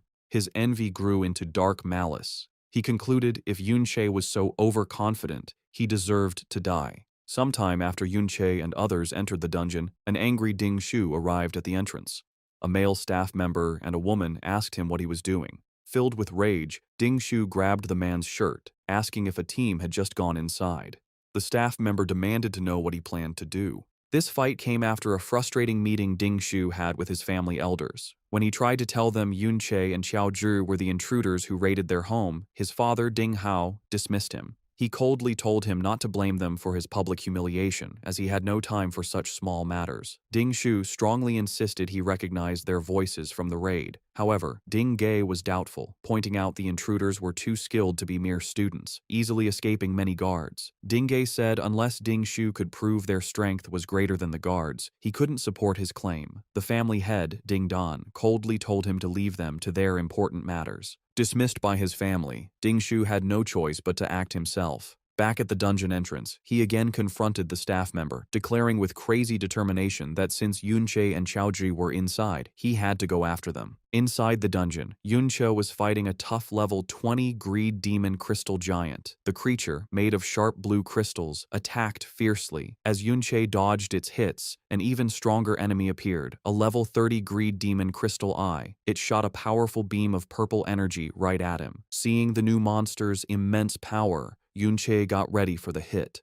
From far away, a terrified Xiaozhi shouted Yunche's name and used a support skill. A set of golden shields with angel wings appeared around Yunche, protecting him from the attack. The skill, called Surrounding Shield, gave Yunche a shield with 500 durability and 700 defense for 3 minutes. Qiaoji didn't stop there. He used a motivational shout, which wrapped Yunche in an aura that boosted his power. This gave Yunche the inspired status, increasing his attack power and speed by 5%. It showed that Qiaozhi was quickly becoming a very good support player. Strengthened by Qiaoji's help, Yunche used a series of powerful attacks on the huge crystal monster. With his Trick Blade skill active, which gave him a 70% attack boost, he shattered the strong level 30 Eye of the Mountain with a final, strong hit. The victory brought quick results. Yunche leveled up to level 21 and got 3 new attribute points. Qiaoji was also happy, shouting in surprise as he leveled up to 11 and also got 3 attribute points. Yunche explained to his friend that the surrounding shield and motivational shout skills came from the books they had stolen from the Ding family. He said they were very useful skills that Qiaoji was able to learn. As he looked at the defeated monsters' remains, Yunche thought about how much better their teamwork had gotten. He knew the monsters in this dungeon were a bit high level, but Qiaoji's new support skills made the fights much easier to handle. As they went deeper into the dungeon's crystal caves, Yunche remembered something his teacher had said. The teacher had mentioned a rare monster in this dungeon called the Obsidian Beast. He had said that killing it gave a chance to get a rare support skill book for gravitational pull. This was a big chance for Yunche because he had already seen the skill's reversed form, Force Field Zone, on his Mirror World skill list and knew it was a key skill for his future plans. But hunting the beast wasn't his only goal. He looked out at the huge, spooky landscape, knowing that this dungeon was also said to be where many powerful adventurers had died. He believed their souls might still be where they fell, giving him a chance to find and contract powerful undead spirits for his army. He hoped he could find some of these souls in the area. Suddenly he felt danger and his eyes widened in alarm. In the canyon below, a huge creature made of dark, glowing purple rock appeared. It was not alone. A whole group of these elite-level obsidian beasts was on the move, marching together through the Crystal Pillar Canyon. From a high cliff, Yunche and Qiaozhi watched the strange sight. Yunche saw that the elite beasts were moving in a large group and had also traveled at least a kilometer, much farther than they normally would. This very unusual organized behavior led him to a serious conclusion as he mumbled the words, "Wanderer type, huh?" He recognized the signs of a much bigger and smarter threat. The way the obsidian beasts were acting reminded Yunche of something, and he explained what a wanderer-type monster is. These are rare creatures that don't have a fixed spawn location and wander freely all over a dungeon map. They are much stronger than normal monsters of the same level and can easily beat unprepared adventurers. Back in the early days, before people grew strong and learned to control dungeons, running into a wanderer type often meant a very hard fight to survive. These creatures were especially dangerous because they weren't stuck in the dungeon. They could wander outside and threaten human towns, causing a lot of disasters and death. However, Yunche also knew that this huge risk came with an equally huge reward. The experience and items dropped by wanderer-type monsters were much better than any ordinary creatures, making them a high-risk, high-reward target for any adventurer brave enough to face them. Knowing the huge threat from the group of obsidian beasts, Yunche knew he couldn't be careless. He knew that the monsters were simply too strong to attack directly and decided he would need to test their abilities first to find a weakness. His first look showed a strong defense. The level 30 obsidian crystal beasts had a powerful healing skill that was always on, making them very hard to wear down. Before he could think of a new plan, the beasts attacked back, shooting a coordinated blast of powerful energy beams called mana rays. Yunche used his high speed to weave through the thick web of attacks, helped by the winged shields Qiaoji had summoned for him. But the monster's attacks were too many and too frequent. One of the beams eventually hit him, drawing blood and sending a shock of pain through his back. He realized that even his high speed wasn't enough to dodge all of them.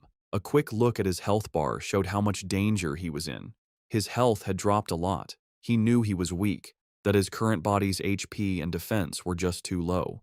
He understood that if it weren't for Qiaoji's surrounding shield, he would have been badly hurt by that single hit. Knowing he was too weak, Yunche tried a different plan. He summoned his undead army, a group of spooky skeletons in green flame, to hold back the obsidian beasts. But the power difference was too big. The elite monsters tore through his summons, and he could see the health bars of his skeletons dropping quickly. He realized with frustration that even his undead army couldn't hold the line against such strong enemies. He made a smart retreat, noting that at least the powerful monsters were pretty slow, which gave him some time. He knew his own low health and defense were weaknesses that couldn't be fixed quickly. He decided that the only real way to beat these creatures was to rely on Xiaoji's defensive skills. To make that possible, however, his friend needed to level up. Yunche turned to Xiaoji and explained the new plan. They would go fight regular, weaker monsters first to get stronger. They moved to an area with weaker monsters, where Yunche pointed out a group of enemies he had seen earlier, saying they were perfect for helping Xiaoji level up. In group fights, the shield bearer is the main defense. Other classes count on the shield bearer to take damage, letting them attack safely from a distance. Following Yunche's earlier advice to aim for S rank, Xiaoji had been carefully putting all his new stat points into his defense. This special build, plus the armor they had stolen from the Ding family guards, was now showing how good it was. Xiaoji had built up the main defenses of a real shield bearer, and he could now easily block attacks from level 20 monsters, taking only a little damage. Under Yunche's experienced teaching, Xiaoji began to train hard to master his role as a shield bearer. From a distance, Yunche shouted instructions, teaching his friend the basics of a good defensive stance, telling him how to shift his weight, steady his body, and angle his shield to block a coming attack. Putting the lessons to work, Xiaoji successfully blocked a powerful hit from a crystal monster. He was happy to see a real result of his better skill. A message showed his shield's durability was going down much slower than before, but he was still inexperienced. As Yunche warned him to watch for follow-up attacks, the monster hit again, catching Xiaoji off guard and knocking him to the ground. Before the creature could land a final blow, Yunche jumped in, blocking the attack and saving his friend. He used the moment as another lesson, explaining why it's important to always guess the enemy's next move. He told Xiaoji to avoid big, sweeping movements with his shield, which would leave him open, and instead focus on smaller, more efficient blocks that would let him attack back. Patting his friend on the shoulder, he gave one last piece of advice: to stay alert, but keep his body relaxed, only tensing up at the exact moment of impact to save energy and react faster. The training continued without stopping. With a final encouraging pat on Xiaoji's armor, Yunche told him to keep up the good work. He stood behind his friend, always giving support and teaching him another key lesson for a shield bearer: to always keep an eye on the teammates behind them. Hearing this, a look of quiet determination appeared on Xiaoji's face. They put their training to use, fighting side by side against the dungeon's monsters. Yunche reminded his friend of a main rule of fighting: when stats are close, it is better skill that decides who wins. Their teamwork paid off. After beating another monster, Yunche leveled up once more, reaching level 22. He was happy with their progress. Now that Xiaoji could face enemies with confidence, it meant they could fight more efficiently, letting Yunche gain experience at a much faster rate too. The biggest growth, however, was for Xiaoji, who excitedly announced that he had finally reached the important level of 15. Reaching this level was a key moment. Xiaoji could now learn a new, powerful skill from one of the books they had stolen. He held up the glowing, rare skill book for shield armor, a skill that would add an outer layer of armor to his shield. This would give it huge amounts of durability and defense that grew with his own stats, making him an even stronger tank. With his level high enough, Xiaoji learned the shield armor skill, which was the last skill book he could use from the Ding family's collection. The new ability appeared as a layer of glowing green armor over his summoned shield, greatly improving its defensive power. Yunche also noted that the skill's defensive boost would be a huge help when they faced the obsidian beasts again. Meanwhile, in another part of the Crystal Pillar Canyon, a group of 3 men from the school's teaching team were watching the same group of elite obsidian beasts that Yunche and Xiaoji had seen earlier.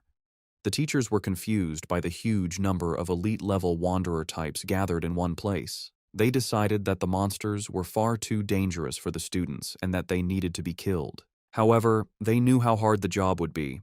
While they were sure they could handle regular level 30 monsters, the elite-level wanderer types were a completely different story, much more powerful and unpredictable. Their discussion was cut short when they saw a student's distress signal flare up in the sky. Forced to change their plans, the teachers decided to stop their hunt and rescue the students first. As they got ready to leave, however, they showed their deep worry about the group of wanderers. They knew the monsters were a major threat, and that any student who stumbled upon them without knowing would be in serious danger. As the teaching team got ready to leave for the rescue, one of them, Pang Zheng, agreed that it was dangerous and offered to stay behind just in case. The team leader, Lei Li, was about to agree when they were interrupted by Yunche and Xiaoji suddenly appearing. Yunsha shared his own worry, suggesting that he and Xiaozhi could keep watch on the group of wanderers instead. He reasoned that if the rescue party ran into another group of powerful monsters, 2 teachers alone might not be enough to handle the situation. He walked up to the surprised teachers and calmly explained his idea. He told them that the wanderer types were not very fast, and more importantly, had not noticed their presence yet. He promised them that as long as he and Xiaozhi kept a safe distance and simply watched, they would be perfectly fine, and urged the teachers to go on ahead without worry. After hesitating for a moment, the teachers agreed to the plan.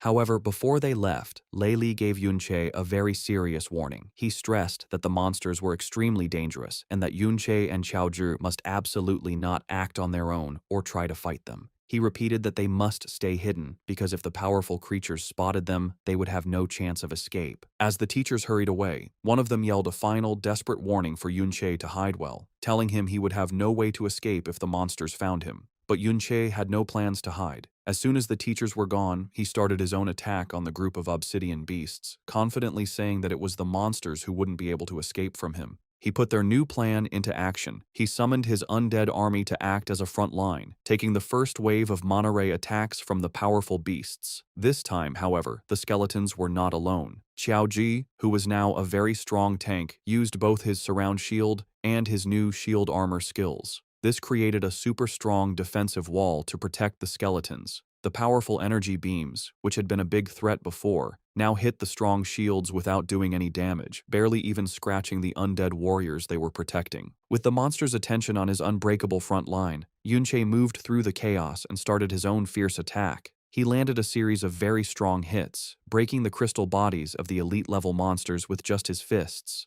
He focused his attacks on one radiant crystal monster, watching its health bar get smaller with each hit. With a final, sharp blow, he broke the creature's core, and the strong level 30 beast fell down, defeated.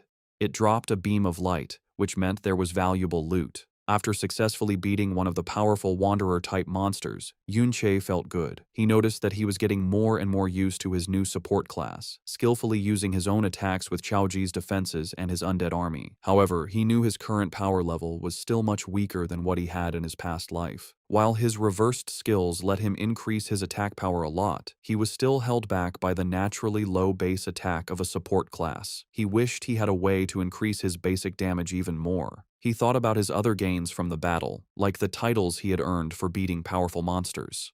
The victory had also given him another level up, and he was happy to see just how much experience the rare elite-level monsters gave. As he walked up to the monster's body to pick up the dropped items, a message confirmed he had successfully gotten the valuable rewards. As Yunche looked at the loot from the defeated monster, his eyes widened in surprise. He had gotten a powerful weapon with high attack, a huge glowing pink crystal longsword that gave him a massive plus 552 bonus to his attack power. A slow smile appeared on his face as he realized this was the perfect answer to his problem. This one weapon would be more than enough to make up for his class's naturally low base attack power. He equipped the sword, and it changed in his hands, becoming a larger, more threatening blade that crackled with dark purple energy. With this new power, he was sure that future fights would be much easier. However, his luck wasn't perfect. He looked at the other item that dropped, a skill book, but was disappointed to see it wasn't the specific gravitational pull skill he had been hoping to find. He guessed that the chance of that particular skill dropping must not be very high. As he stood on the cliff edge, wishing for better luck and a chance to hunt more of the high-reward wanderer monsters, his thoughts were cut short. A bright red, firework-like explosion suddenly lit up the sky in the distance, and it immediately caught his attention. Yunche right away recognized the flare in the sky. It wasn't just any distress signal. It was the special kind of flare that only the school's teacher teams had, which meant they were in serious trouble. The teachers, who had gone to what they thought was a student's distress call, found themselves in a very bad situation. They had stumbled upon a huge group of the elite wanderer-type monsters, all gathered around a single cave entrance. They couldn't understand why so many of the powerful creatures were all there. Soon after, Yunche, Xiaozhi, Yunsha, and Yunyin also arrived. They were just as confused by the huge number of monsters gathered in one place. One of the teachers explained that they had just arrived after seeing the signal and didn't know what was happening yet.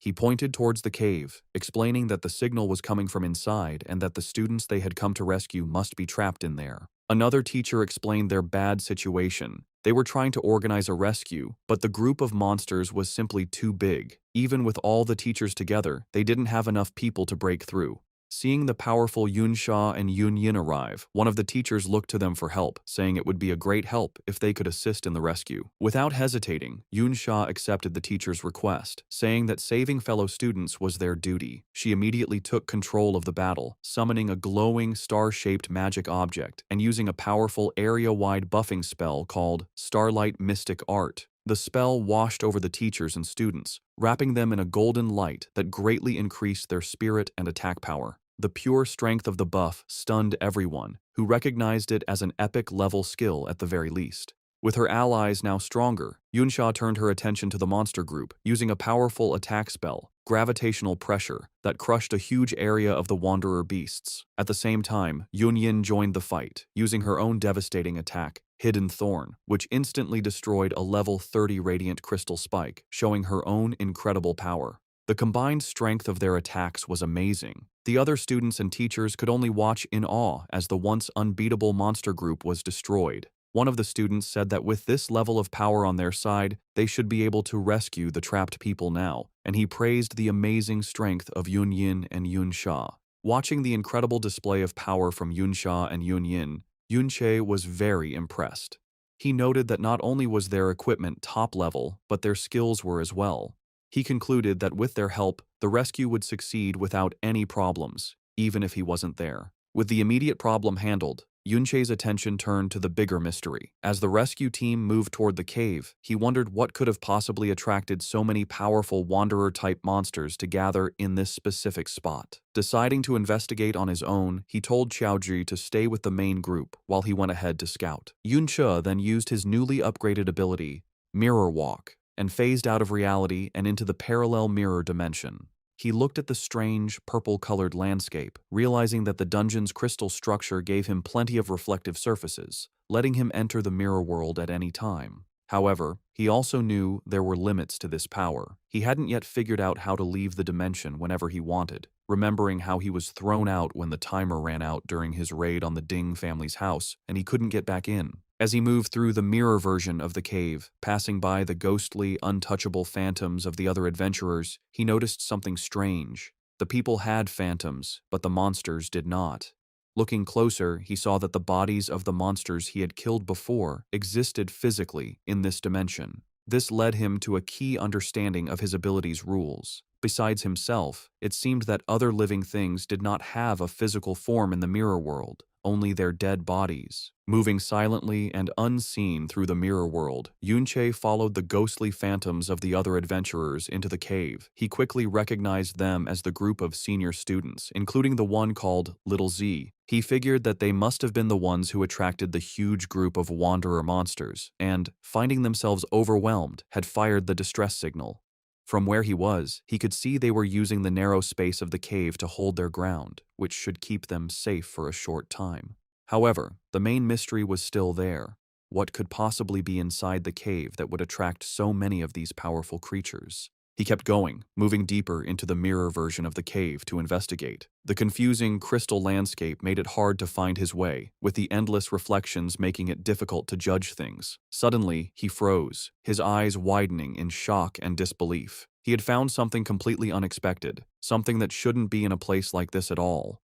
As he went deeper into the cave in the mirror world, Yunche's eyes widened. He had found the dungeon's true treasure, a huge vein of special, glowing green crystal ore. Now he understood why Little Z and his group had risked so much to come here. Dungeons often have special resources that don't exist in the real world, which are used to make powerful and unique equipment. The green ores were one such resource, worth far more than gold. As he looked at a green crystal, a message popped up, calling it a mirror image crystal ore.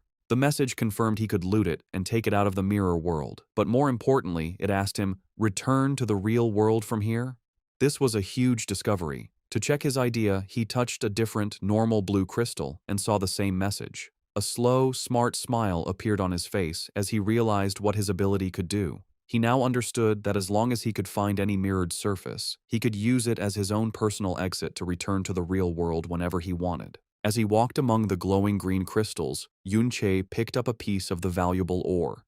He thought about his newly upgraded skill, knowing there was still much more to learn about its full power and that he would need to find a good chance to study it. For now, however, he decided to focus on exploring the huge crystal vein he had found.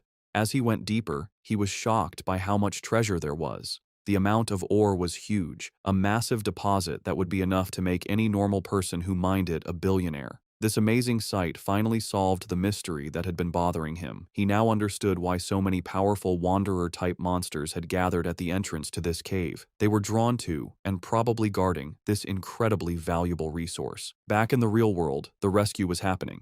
Yunsha kept using powerful spells like gravitational pressure to crush the wanderer monsters, while Yun Yin followed up with her own deadly dual blade dance that tore through the remaining enemies. Not happy with just helping her allies, Yunsha also showed her own attack power with Star Rain Art, a devastating spell that hit a wide area. The students and teachers watching were completely stunned, wondering if all of the girls' skills were epic level, as their power was much greater than the teachers'. With a final, huge cross-shaped slash, the last of the wanderer beasts at the cave entrance was destroyed. The path was now clear for the rescue team to go in and get the trapped senior students, who were huddled together, tired but alive. As the rescue party led them out, one of the seniors, Little Zai, said he was very relieved, saying that he thought he was going to die in the cave. However, the always careful Yun Yin was quick to stop his relief, warning him not to relax. She pointed out that they still had to fight their way out of the dungeon, and that everyone was already tired from the last battle. Yunsha agreed, but added with a confident smile that with their help, the escape should be much easier than their last struggle. As the rescued senior students were being led out of the cave, Yunsha's eyes suddenly widened, a look of surprise and worry on her face as she sensed something was wrong. Her bad feeling was right, as the students behind her let out terrified screams. The reason for their terror was a horrifying sight. The path ahead, which had been cleared just moments before, was once again full of an unbelievably large group of the elite wanderer-type monsters. It was as if every single wanderer in the whole dungeon had suddenly gathered in this one spot, completely blocking their path to safety. While the rescue team was being swamped by the sudden return of the Wanderer group in the real world, Yun Che was continuing his solo exploration of the other mirror world. He moved through the confusing, maze-like paths of the crystal cave, his way lit by the strange green glow of the special ore veins. Suddenly, he stopped, his eyes widening in complete disbelief at what was in front of him. He had stumbled upon an amazing sight, a huge, tree-like crystal formation that reached the top of the cave, and at its very top, a brightly glowing, star-shaped crystal core pulsed with immense energy. He immediately knew what it was, the dungeon's legendary secret treasure. As he got closer to the core, he remembered the stories about such items. If the different crystal ores were the dungeon's special products, then this crystal core was the ultimate prize, the dungeon's one and only secret treasure. These treasures are the condensed form of all the special products in a dungeon, taking a very long and unknown amount of time to form. They are so rare that a normal person might never see one in their whole life. Most importantly, every secret treasure, without fail, has a unique and powerful special effect. As Yun Che reached out to touch the glowing object, he knew he had found the true heart of the Valiant Dungeon. With a happy smile, Yun Che reached out to the glowing green crystal core he had found.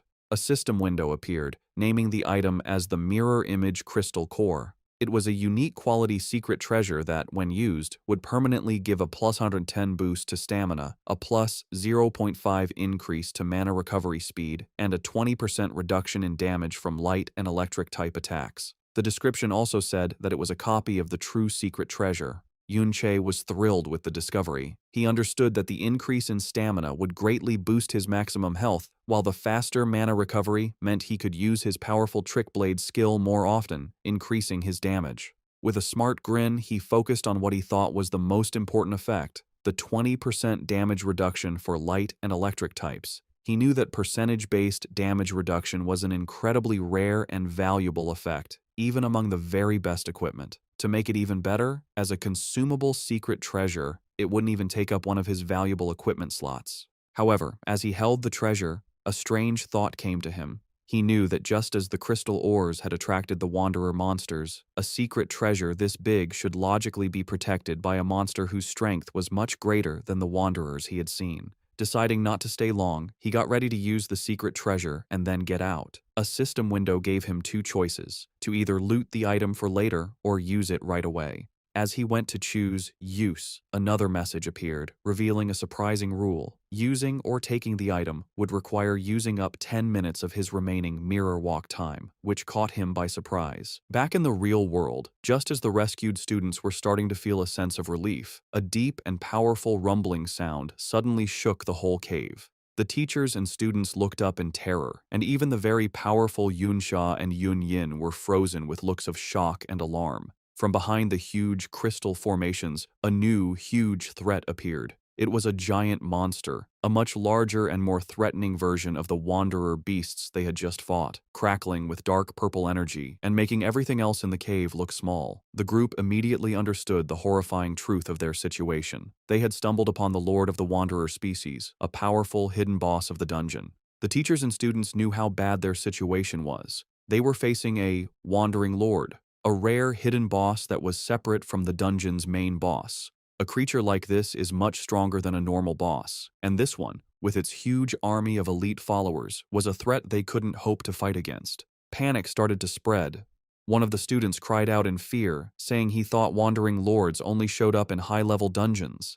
The fear was spreading, and the others began to lose hope, believing they were all going to die. Just as they were about to fall apart, Yunsha's calm, strong voice cut through the chaos. She told everyone to calm down, reminding them that the most important thing was to work together to escape. Taking control, she pointed to a narrow canyon, saying it was their only way out of the basin they were trapped in. She explained a clear plan. As long as they could break through the line of monsters and get out of the basin, their faster speed would let them get away easily. With a final encouraging shout, she used her powerful starlight mystic art again, strengthening the whole group. She ordered everyone not to hold back and to push forward with all their power towards the canyon exit. Inspired by Yunsha's leadership, the teaching team leader, Lei Li, jumped into action. Saying they had to at least get the students out safely, he turned on his light refracting shield. He announced that the teachers would take turns leading the attack, with him going first, and he rushed into the group of monsters to make a path.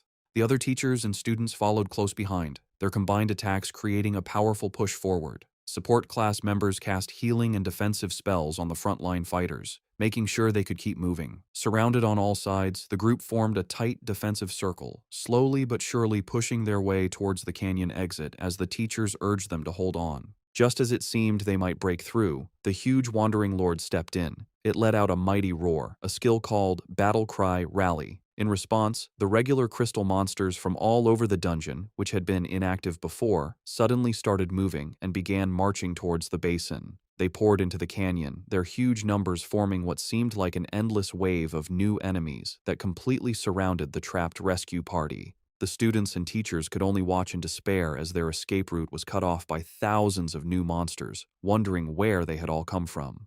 The already bad situation for the students and teachers got even worse.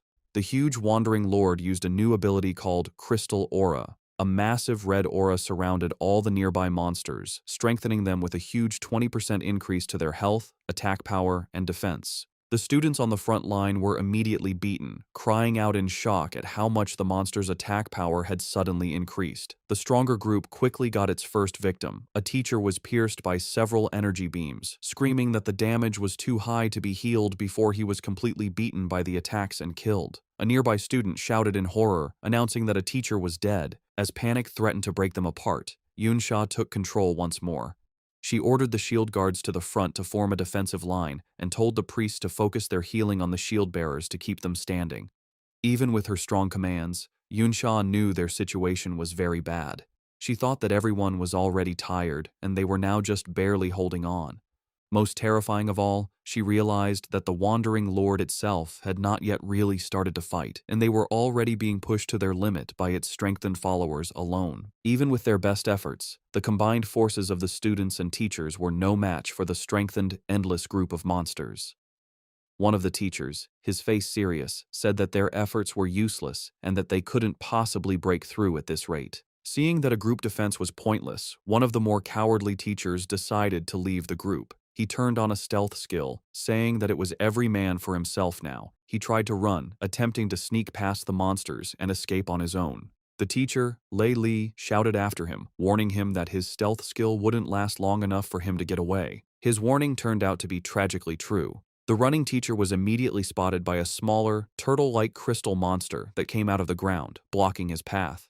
As the teacher froze in terror, the huge wandering lord, which had been watching the battle until now, finally made its move. It shot a devastating beam of pure energy that hit the ground where the lone teacher stood. The teacher was instantly destroyed, blasted directly into ashes by the overwhelming power of the lord's attack. The blast was so powerful that it not only killed the teacher, but also brought down the entire canyon, completely sealing the only escape route with a massive rock slide. The remaining students and teachers could only stare in horror at the unbelievable, terrifying display of power. One of them, his face a mask of despair, stuttered that they could no longer escape. Having sealed their only escape route, the huge wandering lord turned its attention to the trapped adventurers, its crystal eyes glowing as it charged another devastating energy beam. One of the students screamed in complete despair, believing it was over and that they were the next target. With no way to dodge the attack, the group prepared for the unavoidable, knowing they couldn't possibly block a blast that big. But at the last second, one of the students summoned a massive, fancy, giant shield that appeared in front of them. The shield, an epic quality, level 70 piece of equipment called the Rock Mountain Shield, had a huge amount of defense and resistance. The Lord's energy beam slammed into the giant shield with incredible force, pushing it back and threatening to break it. The teachers and stronger students rushed forward to hold the shield, knowing that if it fell, they would all be finished. Yunsha, her face strained with effort, explained their desperate plan. The shield was a level 70 piece of equipment, so its durability was sure to be high. However, because its level requirement was so high, no one in the group was actually strong enough to properly equip it and get its stat bonuses. This meant they had to physically hold the massive, hard-to-move object in place with their own strength. She knew this was only a temporary solution, a desperate move that could only buy them a little bit of time. As the students and teachers desperately held the line against the Wandering Lord's attack, their spirits began to break. One of the rescued seniors questioned why a monster of this power was even in the school's dungeon. Another student, his face a mask of terror and anger, turned on the teachers, blaming them for their situation and questioning why they had been brought there in the first place. One of the teachers, his face serious, wondered if their long struggle to save the trapped students had all been for nothing. The teacher, Lei Li, looked on with a pained expression, his only comfort being that at least the two younger students, Yunche and Xiao Zhi, were safe and wouldn't run into this danger. His thought was immediately proven wrong. To his complete shock, Xiao Zhi suddenly appeared at his side, pushing him out of the way of an incoming attack. Lei Li couldn't understand how the boy, who was supposed to be waiting by the valley, had gotten there so quickly. As another monster attacked, Lei Li shouted a warning. Xiao Zhi reacted instantly, shouting the name of his skill, "Surround Shield," to protect the teacher. However, the monster's attack was too powerful, shattering Xiao Zhi's defenses and breaking the group's perimeter. With their formation broken and their main tank hurt, the group was left completely open. There was no one left who could stop the advance of the Wanderer group. With their defensive line shattered, the group was left completely open, with no one left to stop the advance of the Wanderer monsters. In a desperate act of bravery, Xiao Zhi single-handedly charged the monsters, successfully blocking several powerful attacks and protecting the injured teacher, Lei Li.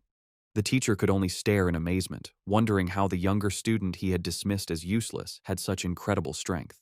But Xiao Zhi's solo effort was not enough. The other shield guards' defenses were completely broken, and their entire defensive line was gone. Xiao Zhi himself was finally beaten, his armor breaking as he was sent flying by a powerful blow. He lay on the ground, bleeding and defeated, as the monsters prepared to deliver the final blow. Seeing their last line of defense fall, one of the teachers, his face a mask of sweat and terror, said that their situation was now truly hopeless. Just as the monsters were about to overrun the defenseless group, a blur of motion cut through the chaos. To the amazement of the teacher, Yunche appeared, standing on top of the body of a defeated monster. He held his massive, glowing crystal longsword, his eyes showing a cold, deadly calm.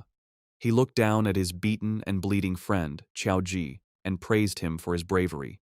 He then turned his attention to the monster group, his voice filled with strong confidence, and said, "Leave the rest to me." A short time ago, back in the mirror world, Yunche stood before the crystal core. He realized that since he had found the replica, the original, real-world version must still exist, This meant that with his mirror world ability, he could effectively double his harvest of any valuable resource. However, he knew there were limits. He had gathered 75 pieces of the valuable crystal ore, but bringing them all out would require 750 minutes of mirror walk time, far more than he had. He understood that like the crystal core, each piece of ore cost 10 minutes of his time to bring out. Faced with this limit, he made a choice. He would loot the real-world crystal core, but for now, he would use the replica he found in the mirror world to get its powerful buffs right away.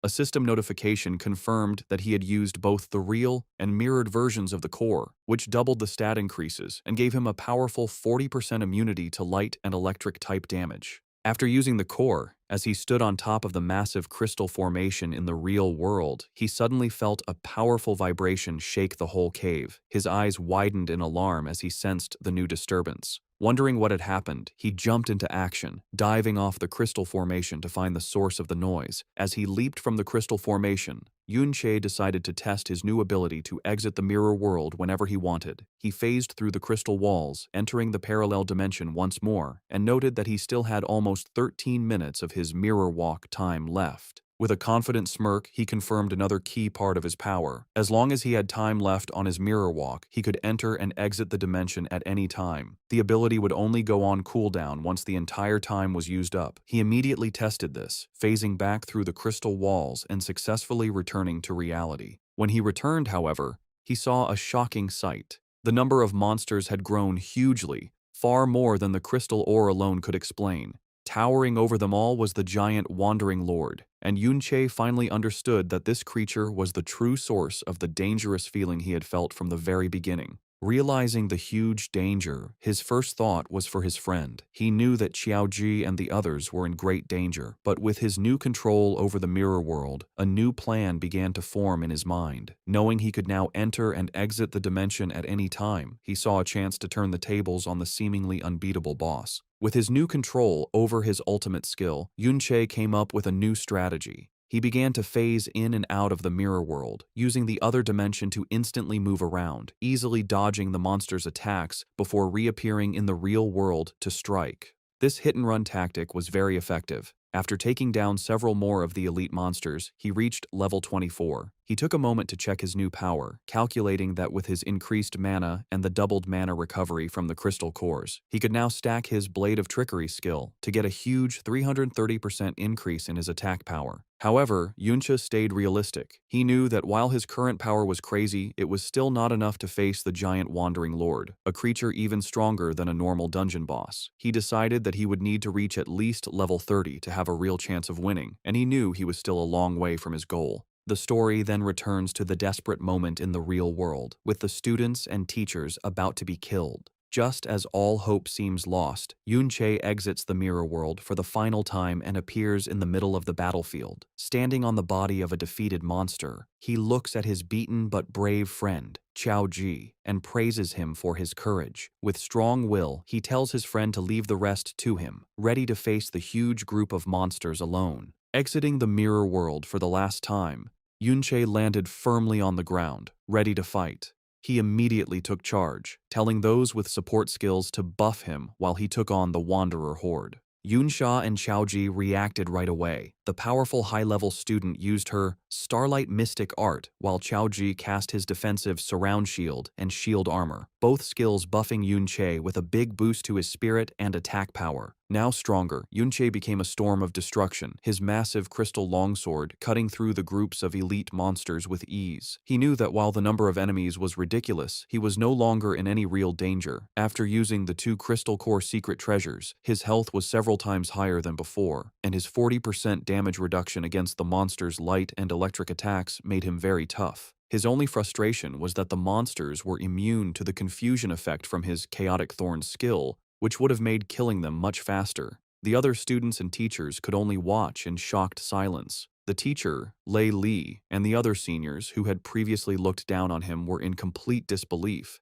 They checked his status bar and confirmed he was a support class chanter, but they couldn't understand how his attack power was so high, or what strange skill let him seem to teleport around the battlefield by phasing through the mirror world. Lei Li, his arm bleeding from an earlier injury, looked on with a mix of shock and awe. He couldn't believe that the younger student he had been so worried about was actually this strong. With his new power and toughness, Yunche became an unstoppable force, tearing through the endless group of elite wanderer monsters. The sheer number of high-quality enemies gave an incredible amount of experience, and he found himself leveling up at an amazingly fast rate. Yunsha, who had earlier identified him as the intruder at the Ding residence, could only watch in amazement. She had first thought he was just a bold thief, but now she had to admit that his strength was far beyond anything she could have imagined. Yunyin was just as stunned, left speechless by the incredible display of power from the boy who shared her last name. Yuncha continued his non-stop attack, phasing in and out of the mirror world to move and strike, his movements a blur of purple energy. He gained level after level, one after another, quickly reaching level 28. The other students and teachers, who had been about to die just moments before, were completely shocked.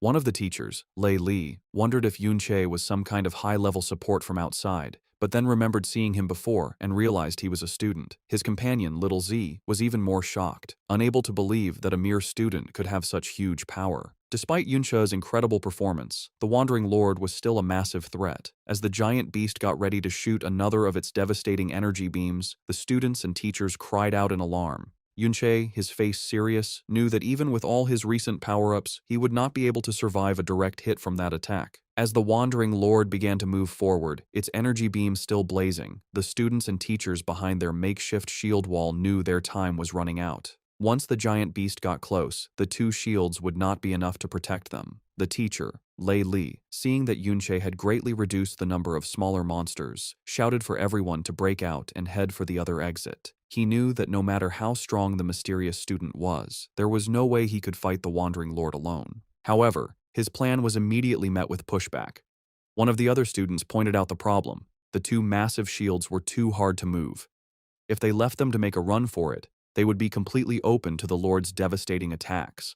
Another student added that the shields were too heavy to be carried and could only be moved by storing them in an inventory, which none of them could do. Just as their argument got heated, a calm voice cut through the chaos, telling them to leave it to him. It was Yunche. He laid out a new, selfless plan. He would attack the Wandering Lord to get its attention, giving the rest of them a chance to retreat. The teacher, Lei Li, was stunned by his sacrifice, asking what would happen to him if they all ran. Yunche explained his thinking. He knew from his past life that if a Wandering Lord isn't dealt with, it will eventually gather all the monsters in the dungeon and wander into the outside world, causing a major disaster. With a look of serious determination, he declared that he would stay behind and kill the beast himself. He activated his Blade of Trickery, boosting his attack power by a huge 350%, and noted that he still had over 5 minutes left on his mirror walk, giving him the perfect tool to take on the giant enemy. As Yunche got ready to face the Wandering Lord alone, the teacher, Lei Li, made the hard choice to lead the others in a retreat. He told them to get out faster, thinking that no matter how strong Yunche was, he would eventually get tired against such a huge enemy. He figured that the sooner they escaped, the sooner Yunche could escape too.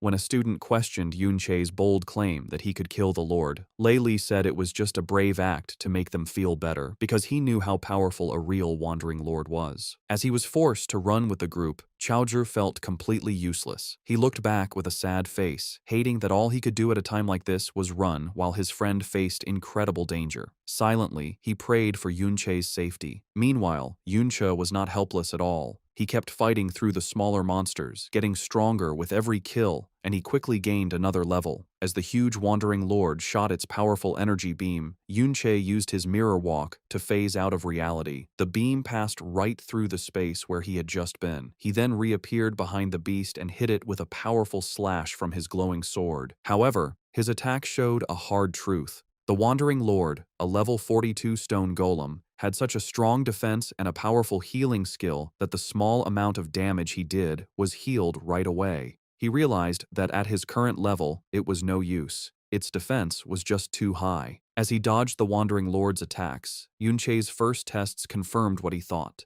He saw a large crystal on the creature's head was its core, which meant it was also its weak point. The only problem was getting to it. Even with his many buffs, his attack power was still not enough to break through the Lord's strong defense and healing. To make things worse, his time was running out. A quick look at his status showed that the powerful buffs he had gotten from the others were starting to wear off. His own mana was also very low, and he knew he wouldn't be able to use his powerful Blade of Trickery skill for much longer. He realized he had only one good option. He needed to get stronger. He needed to level up first by killing the weaker monsters. Just as he was about to start attacking the smaller monsters again, a bright beam of light shot out from a nearby crack in the rock.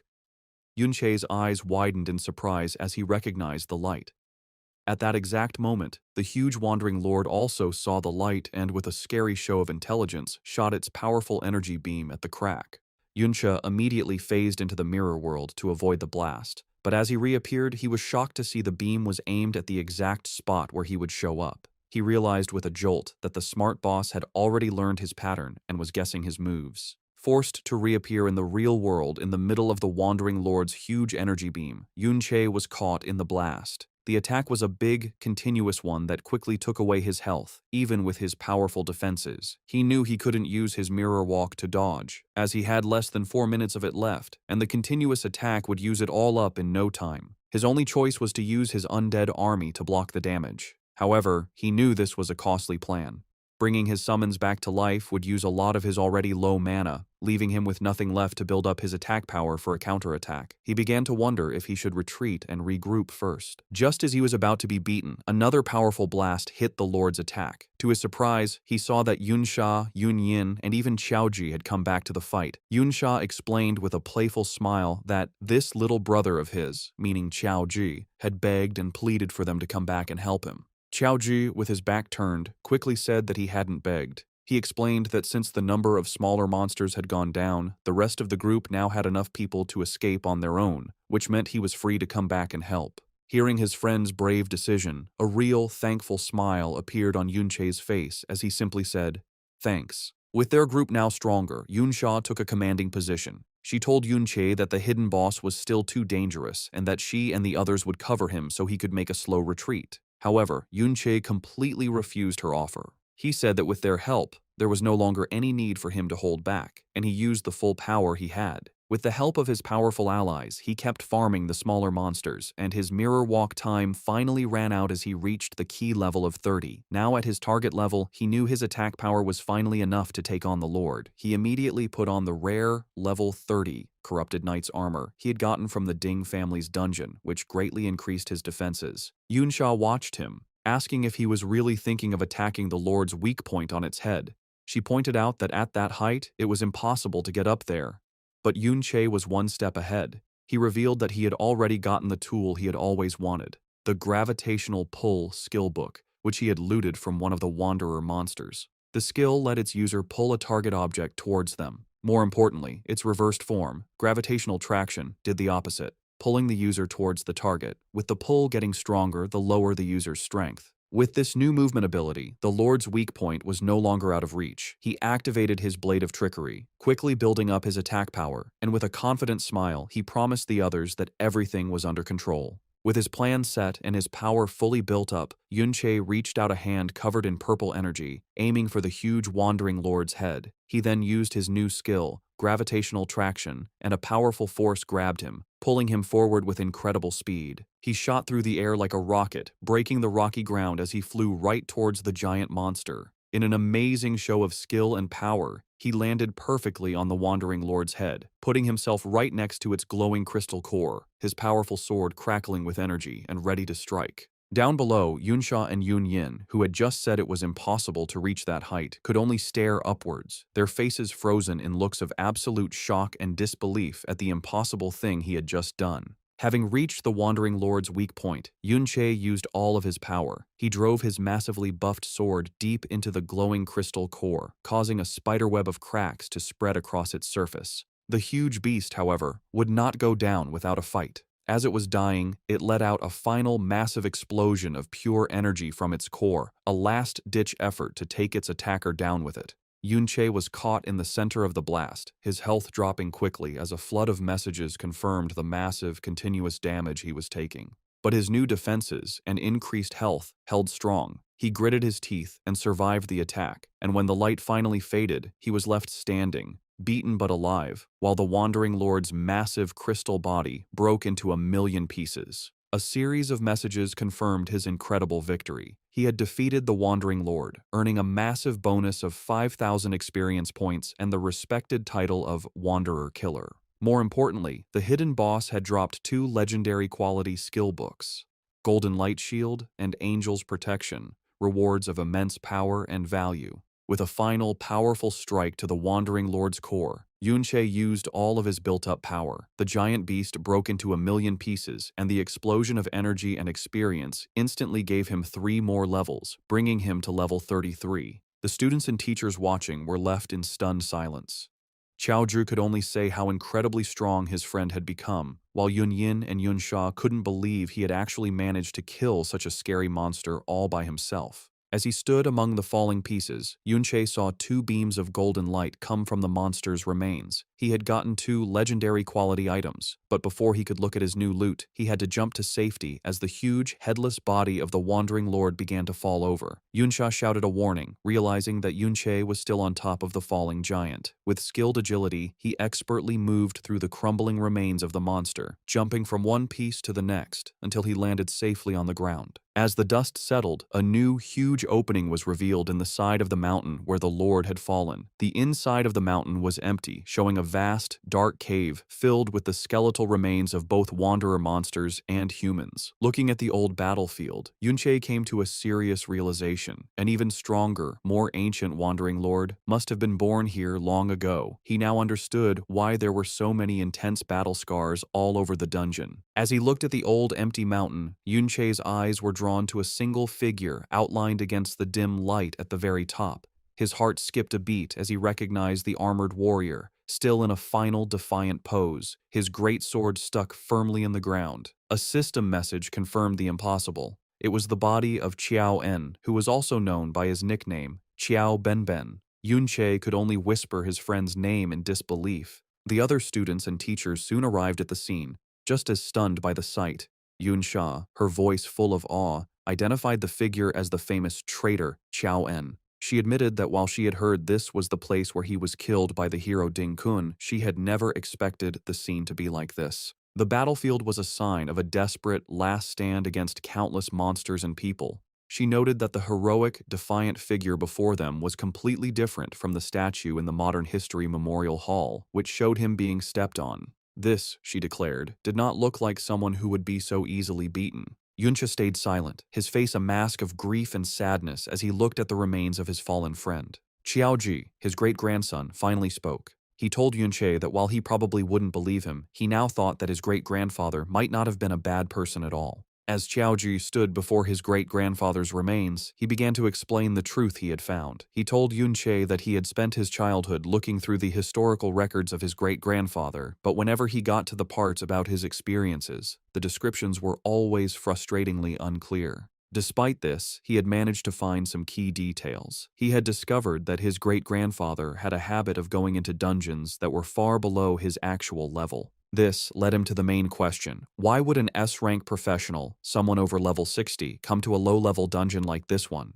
He then answered his own question with new certainty. It was because this dungeon was one of the few places that could spawn a Wandering Lord, a creature that could summon all the monsters in a dungeon and lead them into the outside world, causing a major disaster. He explained that back in those days, the government didn't have enough soldiers to defend against the constant threat of monsters coming out of dungeons. They had to rely on a few powerful and responsible professionals to regularly clear out the most dangerous threats. His great-grandfather, he declared with pride, was one of those heroes. He hadn't been a traitor. He had come to this dungeon to stop a potential disaster before it started. As Yunche listened silently to this revelation, Qiaoji's confidence started to fade. He admitted that the others probably thought he was just making things up, and that even his own family believed he was just looking for mental comfort, twisting the unclear historical texts to fit a story he wanted to believe. Just as he was about to give up hope, a hand gently rested on his shoulder. He looked up to see Yunche, a kind, understanding smile on his face, who simply said, "I believe you."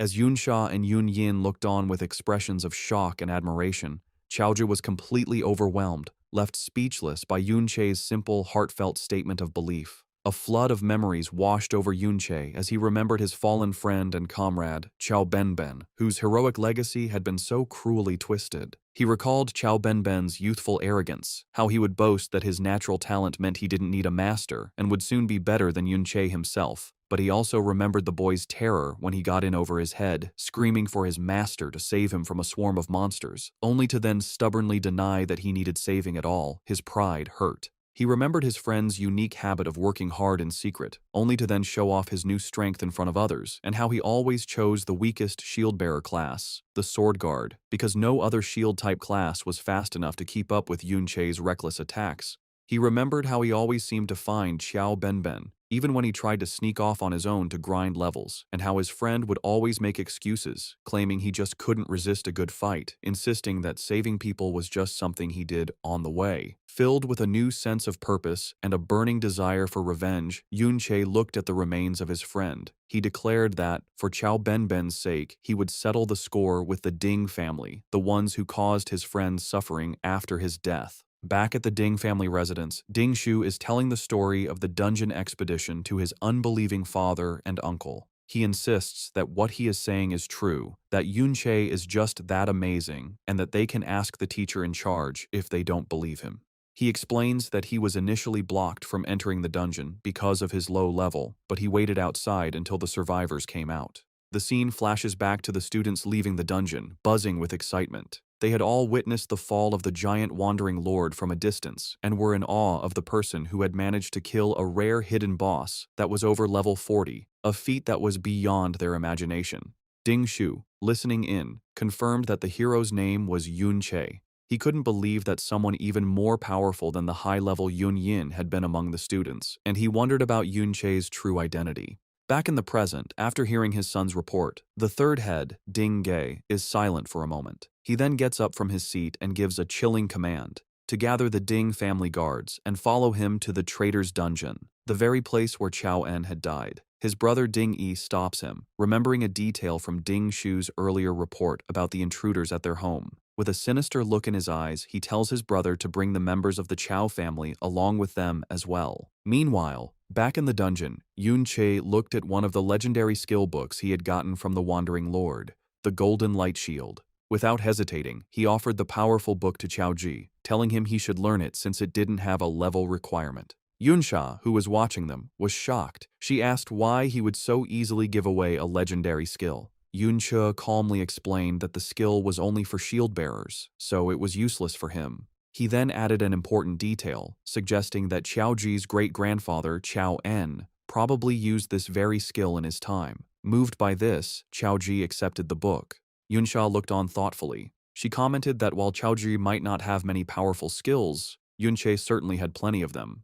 She admitted that even though her own skills were considered high level, she felt she was far behind him, mentioning his ability to seemingly teleport and his power to summon a large number of undead creatures. Her mention of the undead made Yunche's expression turn serious as his eyes glowed. He suddenly remembered a key detail about his power. His undead summons were created from souls he found in the mirror world. This led him to a deep realization. If other souls also went to the mirror world after they died, then it was possible that his old friend Chao En's soul was waiting there as well. After his sudden realization, a look of nervous excitement crossed Yunche's face. A system message confirmed that his mirror walk ability was ready again, giving him a full 30 minutes to explore the mirror world. He immediately wondered if he could use this chance to find his old friend's soul. With a determined look, he activated the skill, his body covered in a familiar purple light as he stepped into the other dimension. Inside the strange blue-green landscape of the mirror world, he found what he was looking for, a powerful, ghostly figure in full armor, with a calm but strong presence.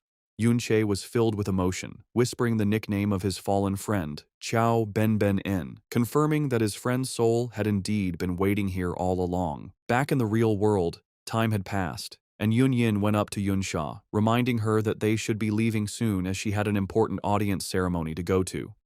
Yunsha seemed unwilling to go, admitting they had been there for a while, but that the events happening were much more interesting. Her eyes drifted to where Yun Che had been, and she wondered out loud to the others what he could possibly be doing and why he had been gone for so long, not knowing about the reunion he was having in another dimension. Inside the mirror world, Yunche stood with a serious expression. He spoke to the armored soul of his old friend, Chao Ben, saying he couldn't believe they could meet again. He mentioned having so much he wanted to say to him. However, his reunion was cut short.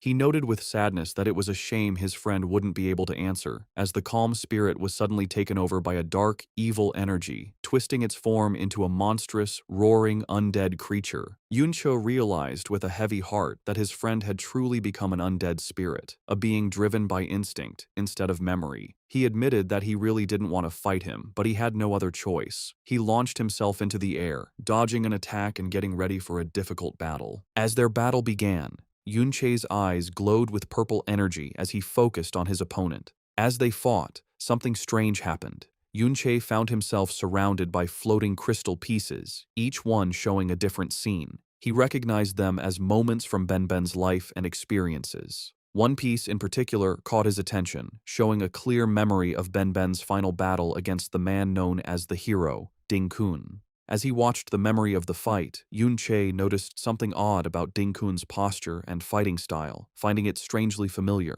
Suddenly, the entire mirrored landscape around them shattered like glass. When the pieces settled, Yunche saw that the monstrous undead form had vanished, leaving only the calm, armored soul of Chao standing before him once more. He was left completely confused, wondering what had just happened. Still trapped in the mirror world, Yunche hesitantly called out his friend's name again, only for the calm soul of Chao to once more burst into a monstrous, roaring undead creature, swinging a shadowy purple energy blade. Yunche blocked the fierce attack, his expression serious as he realized the truth. The two then started a frantic battle, their purple energy-filled strikes clashing with immense force.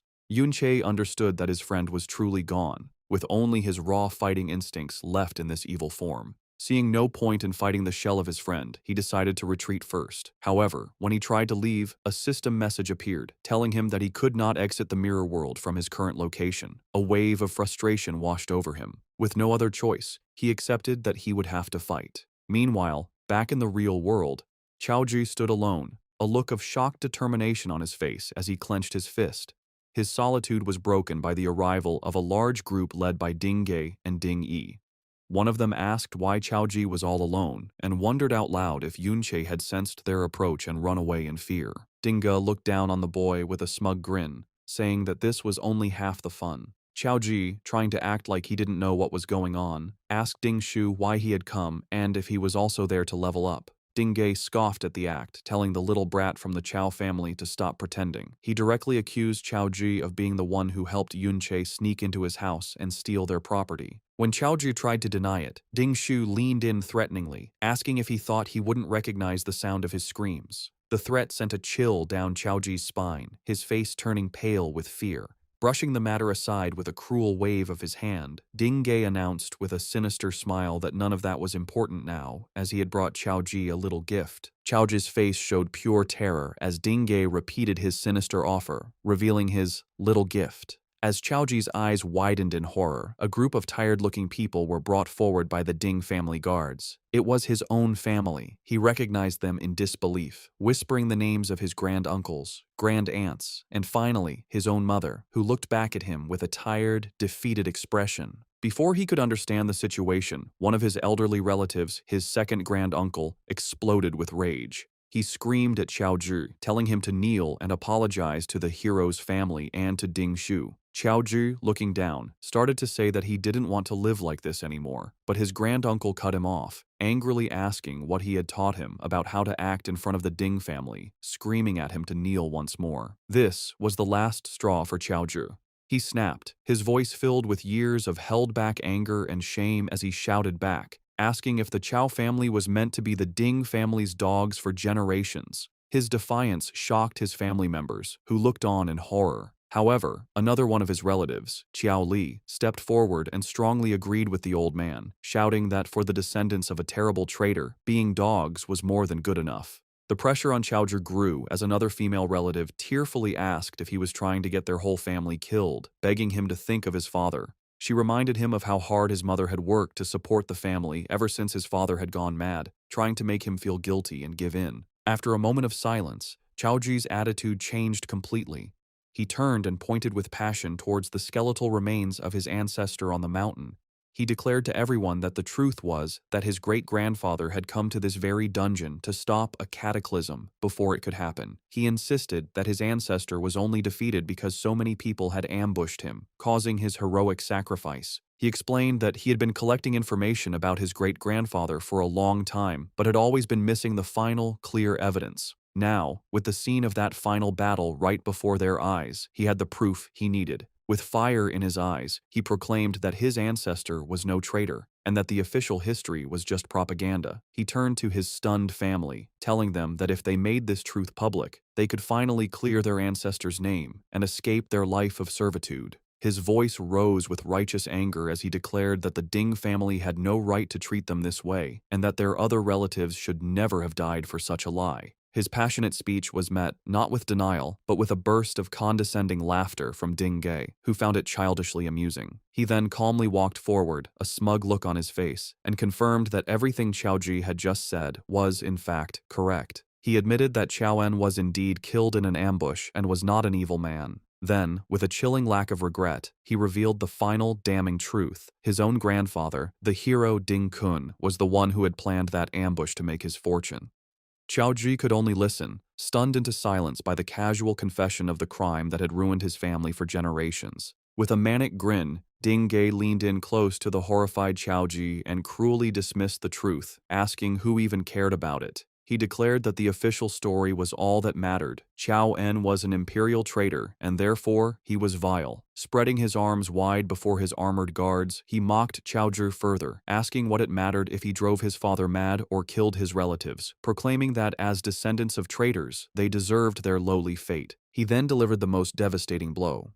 Pointing a finger at the terrified Qiao family, he revealed that they had known the truth all along. He asked Qiao Zhi how else he thought the relatives he'd mentioned had died, implying they were silenced for knowing too much. With the mental torment complete, Ding Yi adjusted his tie with a smug smile and gave a simple, chilling command for them to kneel. Immediately, and without a word of protest, the entire Qiao family, including the elderly, fell to their knees in submission. Qiao Ji's mother, now kneeling on the cold ground, pleaded with her son, whom she called Ah Ji. She begged him to admit he was wrong and stop resisting, telling him it was useless. With tears streaming down her face, she confessed her deepest fear. After his father went mad, she couldn't bear to lose her son as well. Hearing his mother's heartbreaking plea, Qiao Ji stood frozen, his body filled with despair and conflict. Just as his spirit was about to break, a new, gentle voice cut through the tension. A woman with long brown hair reached out a hand towards him, telling him not to listen to them. She looked at him with a kind smile and told him that he was the best.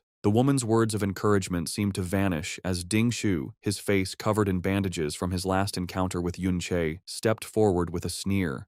Annoyed by Qiao Ji's hesitation, he called him clueless and launched a vicious kick, shouting that he would force him to kneel one way or another. But this time was different. To Ding Shu's shock, Qiao Ji's eyes glowed with power as he effortlessly blocked the kick with his forearm. Before Ding Shu could react, Qiao Ji grabbed his leg and with a powerful roar, slammed him into the rocky ground, shattering it on impact. Standing tall amidst the broken pieces, Qiao Ji looked at his fallen tormentor with a new resolve and declared firmly that he would never kneel again. Breathing heavily with rage and humiliation, Ding Shu scrambled to his feet. He couldn't believe this was happening. He furiously summoned a massive, glowing crystal hammer, screaming that Qiao Ji had grown a backbone and dared to fight back. He charged forward, vowing to remind him of his place as a punching bag. As the powerful hammer was about to crash down, Qiao Ji went through a stunning transformation. In a flash of light, he was suddenly dressed in full plate armor, holding a massive shield that appeared just in time to block Ding Shu's furious blow with a deafening clang. The attack was completely stopped, leaving Ding Shu gritting his teeth in disbelief. Now, a formidable protector, Qiao Ji stood firmly between Ding Shu and his kneeling family, shielding them from harm. He glanced back at his mother, then turned his gaze back to his attacker, his voice ringing with conviction. With a powerful punch, he sent Ding Shu staggering back, shouting that they were not the descendants of a traitor, but the descendants of a true hero.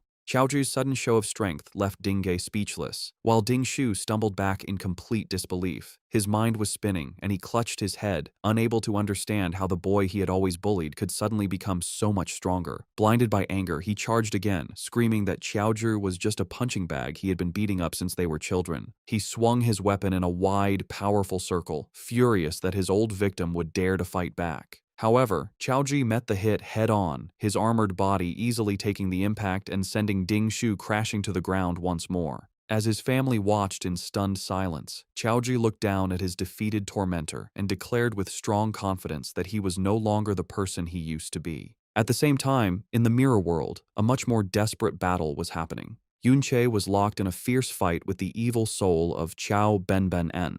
He knew that he was facing his friend in his prime, a warrior of incredible power. The difference between their current strengths was huge.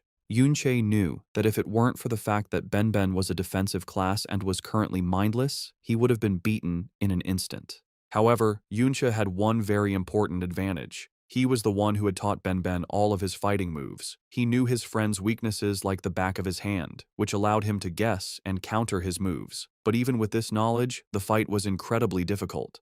The spirit's defense was that of a level 60+ warrior, and even with his blade of trickery fully powered up, Yunche's attacks barely did any damage. Suddenly, the undead spirit let out a huge, explosive wave of golden energy. Yunche instantly recognized the move. It was the legendary skill, Golden Light Shield, the very one he had given to Xiaozhi just moments before. He got ready, blocking the powerful attack, a look of grim determination on his face as he realized how much of a pain this fight was going to be. Back in the real world, a humiliated Ding Shu screamed in fury and attacked Xiaozhi with a powerful skill called Mountain Shaking Wild Hammer. However, Xiaozhi, now a strong tank, not only blocked the hit, but sent Ding Shu flying with a powerful punch of his own. He then followed up with a sweeping shield bash that sent Ding Shu crashing to the ground. Watching this pathetic display, Ding Ge sneered at his nephew, asking how he could now be losing to the little brat from the Chao family. Deciding to take matters into his own hands, he announced that he would take out Ding Shu's anger for him and lunged at Xiaozhu with a powerful, energy-filled strike. As his fist was about to hit, he was met with a blinding flash of golden light. He looked on in disbelief as he realized Xiaozhi had summoned a huge, crackling energy barrier, the legendary Golden Light Shield. With his new power, Xiaozhi taunted his attackers, calling the so-called hero family nothing but cowards who didn't even dare to fight one-on-one. At the same time, in the mirror world, Yunche was facing the very same legendary skill. The undead spirit of his friend was protected by the same bright golden shield, and Yunche was letting out a relentless series of purple energy slashes against it. He knew exactly how the skill worked. As a legendary ability, the Golden Light Shield's defensive power was not just based on the user's stats. As long as it wasn't hit by a single attack that was more than double its endurance limit, it could take at least 10 direct hits. However, it had a critical weakness. It was a consumable skill. Even the smallest amount of damage would drain its energy, and Yunche was using this flaw, chipping away at its power with each strike. Back in the real world, the Golden Light Shield, protecting Xiaozhi, finally broke under the relentless attack from the Ding family members. Ding Ge scoffed, not impressed by the legendary skill. With a look of pure evil, he declared that it wouldn't have mattered even if the trash Qiaoen himself had used it. Holding the beaten Ding Shu in a headlock, Xiaozhi shot back with new courage, claiming that if his great-grandfather were truly there, Ding Ge would be the one on his knees begging for mercy. Enraged by this defiance, Ding Ge let out a wave of powerful red energy that sent everyone flying. He loomed over the armored Xiaozhi, mocking his ancestor as a useless fool who died in a low-level dungeon. He continued his rant, saying that even if Qiao En were present, he too would be forced to kneel. To prove his point, he stomped his foot, letting out a powerful skill, Gravity Shockwave, that caused the very ground to erupt in a violent upheaval of rock and force. The attack hit Xiaozhi with brutal force, causing him to cough up blood, but he miraculously stayed standing. Ding Ge looked on with a surprised smirk, commenting on how tough the boy was. He then summoned a huge glowing crystal axe, his expression turning sadistic as he wondered out loud how Xiaozhi would stand after he chopped off his legs. As he raised the axe to strike, Xiaozhi's mother threw herself in front of her son, desperately pleading with the third master to spare him, claiming he was just young and foolish. She fell to her knees, offering herself in his place, begging Ding Ge to do whatever he wanted to her instead. Her desperate plea gave Ding Ge a new, cruel idea. A wicked smile spread across his face as he looked from the mother to her son. He then gave a horrific ultimatum to the bloodied and cornered Chao Ji. If he refused to kneel, he would kill his mother right in front of him. Losing his patience with the standoff, Ding Ge casually dismissed his threat, claiming there were plenty of other people to kill as he swung his axe towards Chao Ji's mother. Panicked, Chao Ji screamed for him to wait, his resolve finally breaking as he prepared to give up. But before he could say another word, the entire area was rocked by a massive explosion of dust and debris that erupted from the ground, blocking everyone's vision. When the dust finally began to settle, the Ding family guards and the Chao family were left staring in stunned silence at what had appeared. Before them stood a towering, ghostly figure in full dark armor, radiating an intimidating blue aura. Ding Ge, his axe still raised, could only stare in utter disbelief, recognizing the impossible figure before him. He stammered out the name, Qiao En. The revelation sent shockwaves through the crowd. Qiao Zhi's mother looked on, whispering, "Grandfather?" in a mix of awe and terror, while the Ding family guards erupted in panicked confusion, questioning how a dead person could possibly be resurrected. One of the Chao family elders, however, recognized the ghostly form for what it was, identifying it as an undead. At that moment, another figure emerged from the dust cloud, standing calmly beside the formidable undead warrior. It was Yun Che. He looked at the stunned crowd with a cold, accusing glare, reminding them of how they had all looked down on Xiao En just moments before. With a smirk of grim satisfaction, he declared that it was only natural for Qiao En to crawl back from the depths of hell to settle the score with them all. The tall, ghostly form of the undead Qiao En stood as a silent protector before the stunned crowd. After his initial shock, Ding Ge scoffed at what he thought was just a trick and angrily ordered his guards to attack. A squad of armored warriors rushed forward with their weapons raised. However, they were met with a display of skill they couldn't understand. The undead hero moved smoothly, its sword and shield a blur as it effortlessly blocked all their attacks at once. The Chao family elders watched in awe, one whispering in disbelief, asking if that incredible warrior was really Qiao En. Chao Zhi was also amazed, seeing the mastery in the parry and how it stopped so many skilled guards at once. From a distance, Ding Ge saw the undead was one of Yun Che's summons, like the small fry he summoned during the raid on their home. Seeing the spirit was only level 33, he sneered. He declared that even as the spirit of Qiao En, it was still weak and charged forward with his flaming axe to finish it himself. As Ding Ge's powerful blow came down, the undead warrior's weapon was coated in a strange, thick energy. To Ding Ge's complete surprise, his attack was perfectly parried with enough force to send him stumbling back. Angry and embarrassed, a red aura exploded around him as he called the parry a mere trick, shouting that skill was useless against pure power. He then unleashed a powerful charging skill, Boulder Bash, planning to crush the undead warrior completely. But just as the huge attack was about to hit, the undead Qiao En again summoned the bright, golden light shield. The powerful charge slammed into the strong golden barrier, and Ding Ge could only roar in frustration as he was stopped by the legendary skill again.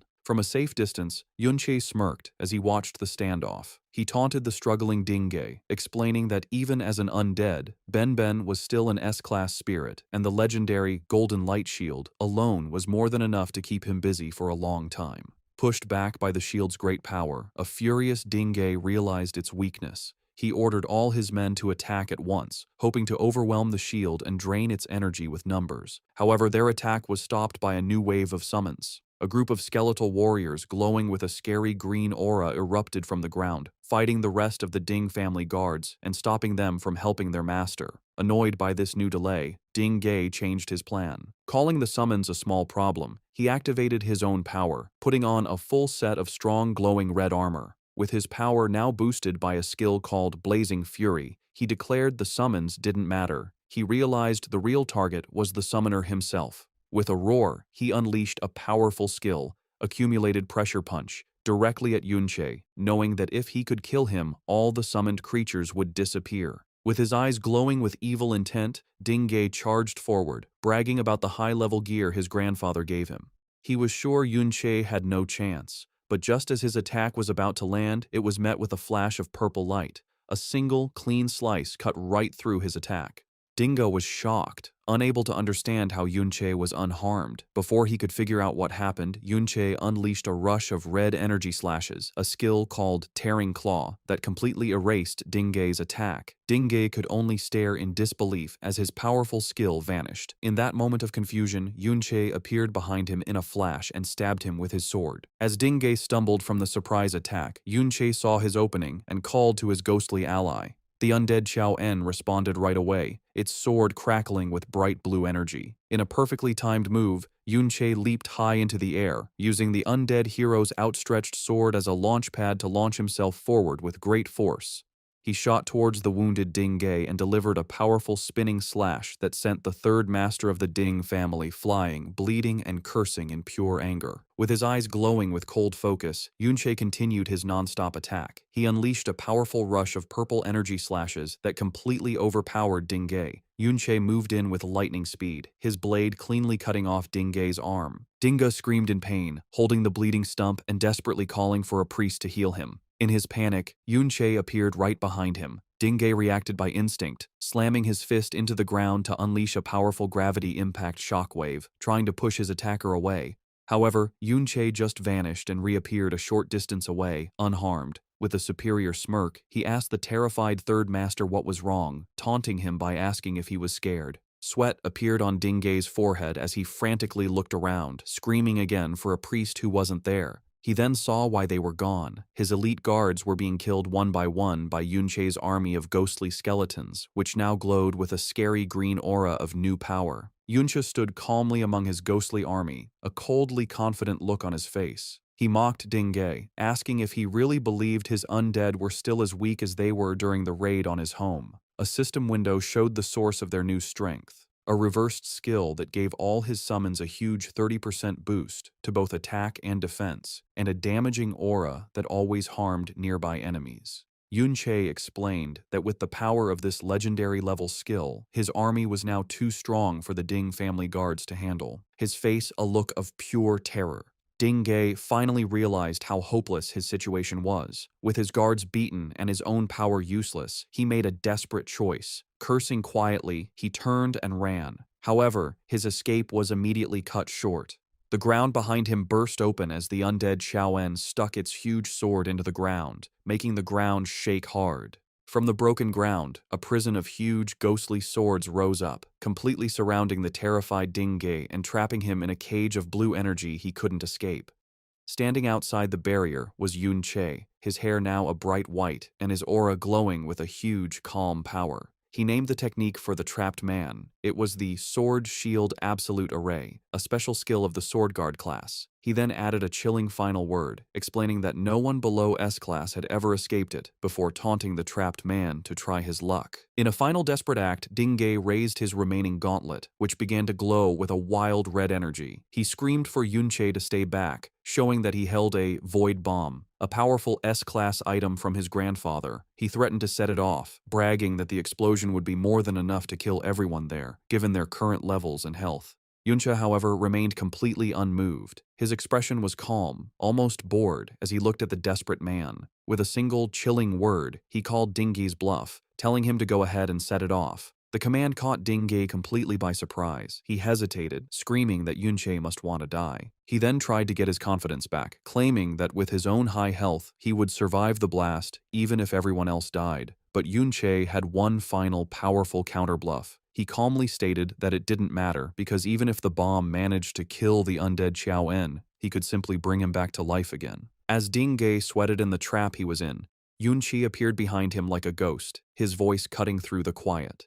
He continued what he was saying, telling the trapped man that while he might survive the bomb, Yunche himself would be completely unharmed by the blast. Before Dingay could even react to the unbelievable claim, Yunche moved with amazing speed, his glowing blade flashing as it cleanly cut off the man's remaining arm, the one holding the powerful void bomb. The severed arm and its dangerous weapon fell uselessly to the ground with a heavy thud. With his enemy now completely unarmed and helpless, Yunche, still glowing with a huge calm power, gave a single, cold command for him to kneel. As if forced by an unseen power, the ground around Dingay's legs shattered and reformed, pinning him down and forcing his broken body to kneel. Watching this show of complete power, Xiaoji, despite the blood on his face, couldn't help but smile with pride and relief. Nearby, the sad form of Ding Shu was seen trapped in the ghostly sword cage, crying without stopping. Yunsha then walked up to the defeated third master, placing his foot firmly on his back. He looked down at the man who had caused so much pain, his glowing sword held ready. With a coldly calm look, he asked the broken man to tell him what worth he thought he had left.